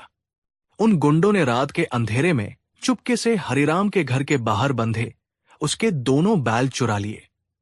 ये बैल हरिराम के लिए सिर्फ जानवर नहीं थे बल्कि उसके परिवार के सदस्य जैसे थे जिन्होंने खेती में उसकी मदद की थी। अगली सुबह जब हरिराम उठा और उसने अपने बैलों को गायब पाया तो उसके पैरों तले जमीन खिसक गई। वो पागलों की तरह उन्हें ढूंढने लगा। उसने गांव के हर कोने में, हर खेत में उन्हें खोजा, लेकिन उनका कहीं पता नहीं चला। अपने प्यारे बैलों को खोने के दुख में और उन्हें ढूंढने की भागदौड़ में उसे ये याद ही नहीं रहा कि आज सेठ का कर्ज चुकाने की आखिरी तारीख है। पूरा दिन बीत गया। शाम ढलने लगी। जब सूरज डूब रहा था तब अचानक हरिराम को सेठ के कर्ज की याद आई। वो घबराकर अपनी मोहरों की थैली उठाकर सेठ की हवेली की तरफ भागा। वो हाफता कांपता जब सेठ के पास पहुंचा तो रात हो चुकी थी। सेठ जी, ये लीजिए आपकी 150 मोहरें। मुझे माफ कर देना, मैं थोड़ा लेट हो गया। मेरे बैल चोरी हो गए थे, मैं उन्हें ही ढूंढ रहा था, हरिराम ने हाफते हुए कहा। धनीराम अपनी गद्दी पर बैठा कुटिलता से मुस्कुरा रहा था। उसने मोहरों की थैली को हाथ भी नहीं लगाया।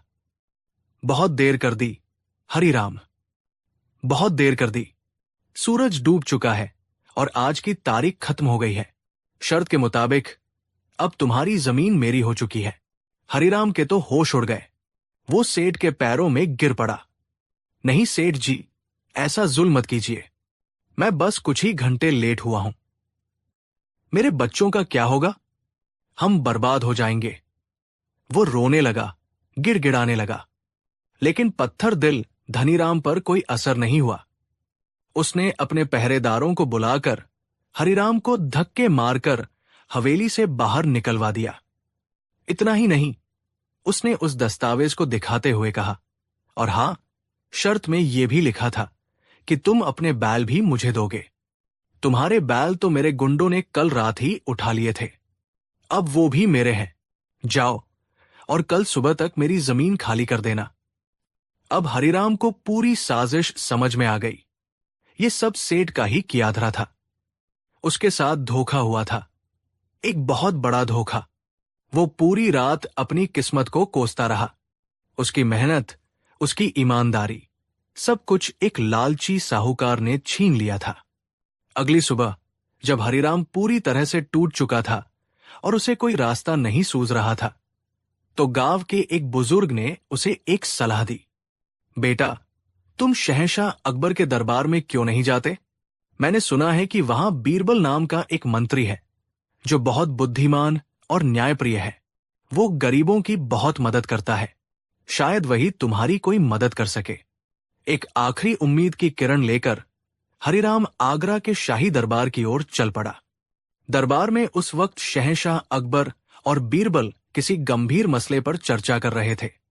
हरिराम ने कांपते हुए अपनी पूरी दर्द भरी कहानी शहंशाह को सुनाई।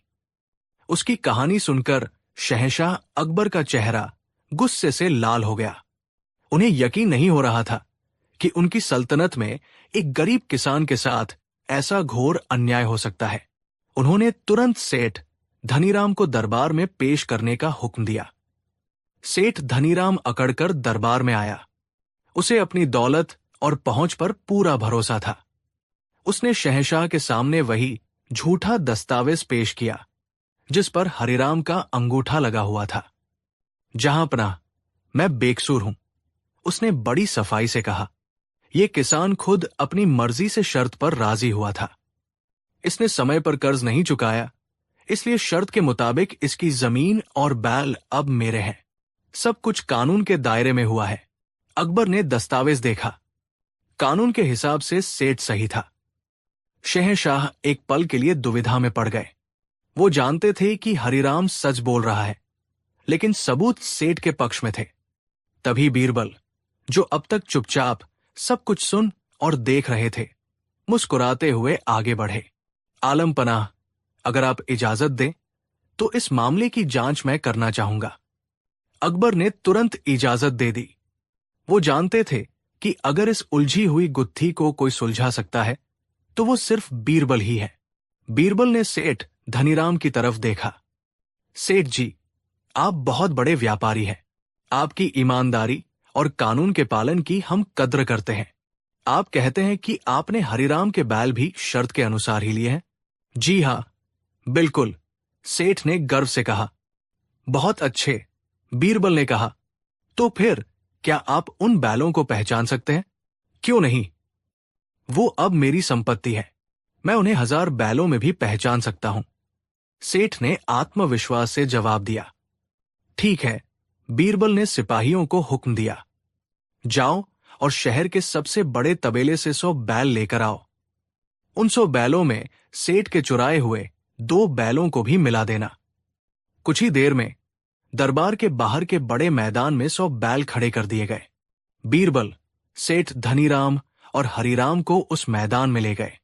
बीरबल ने सेठ से कहा, चलिए सेठ जी, अब आप अपना हुनर दिखाइए। इन 100 बैलों में से अपने 2 बैल पहचान कर दिखाइए। सेठ धनीराम घमंड से आगे बढ़ा, लेकिन 100 बैलों के झुंड में, जो लगभग एक जैसे दिख रहे थे, अपने 2 बैलों को पहचानना लगभग नामुमकिन था। उसने कभी उन बैलों को ध्यान से देखा ही नहीं था। वो बस लालच में अंधा था। वो इधर उधर घूमता रहा, कभी इस बैल को देखता, कभी उस बैल को। उसके माथे पर पसीना आने लगा। वो समझ गया कि वो फंस चुका है। काफी देर तक नाटक करने के बाद उसने डरते डरते 2 बैलों की ओर इशारा करते हुए कहा, ये है मेरे बैल। अब बीरबल हरिराम की ओर मुड़े। हरिराम, क्या तुम अपने बैलों को पहचान सकते हो? हरिराम की आंखों में आंसू आ गए। उसने भरे गले से कहा, हुजूर, वो मेरे बच्चे जैसे हैं, मैं उन्हें कैसे नहीं पहचानूंगा? ये कहकर हरिराम ने अपनी धोती के कोने से एक रोटी का टुकड़ा निकाला और एक खास आवाज लगाई, जैसी आवाज वो उन्हें खेत में बुलाने के लिए लगाता था। आ जाओ मेरे हीरा, आ जाओ मेरे मोती। वो आवाज सुनते ही उस 100 बैलों के झुंड में हलचल हुई। 2 बैल, जो भीड़ में कहीं छिपे हुए थे, अपने मालिक की आवाज सुनकर तुरंत दौड़ते हुए आए और प्यार से हरिराम के हाथों को चाटने लगे। ये दृश्य देखकर पूरे दरबार में मौजूद लोगों की आंखें भर आईं। दूध का दूध और पानी का पानी हो चुका था। सेठ धनीराम का झूठ पकड़ा गया था। उसका चेहरा डर के मारे सफेद पड़ गया और वो जमीन पर गिरकर शहंशाह से माफी मांगने लगा। शहंशाह अकबर का गुस्सा 7वें आसमान पर था। उन्होंने हुक्म दिया कि सेठ धनीराम की आधी संपत्ति जब्त करके शाही खजाने में जमा कर दी जाए और बाकी की आधी संपत्ति गरीबों और अकाल पीड़ितों में बांट दी जाए। हरिराम की जमीन और बैल उसे ससम्मान वापस कर दिए गए और साथ ही उसे इनाम में सोने की मोहरें भी दी गई। सेठ धनीराम को धोखाधड़ी और चोरी के जुर्म में जेल में डाल दिया गया। उस दिन न्याय की जीत हुई। बीरबल की बुद्धि ने एक लालची साहूकार को सबक सिखाया और एक गरीब किसान को उसका हक दिलाया। यह कहानी पूरे हिंदुस्तान में फैल गई और एक मिसाल बन गई कि लालच का रास्ता हमेशा तबाही और अपमान की ओर ले जाता है, जबकि ईमानदारी और मेहनत का फल देर से ही सही पर मिलता जरूर है। सेठ धनीराम ने अपनी धन दौलत के लालच में सब कुछ गवा दिया, क्योंकि वो ये भूल गया था कि लालच एक ऐसी बला है जो अंत में इंसान को ही निगल जाती है।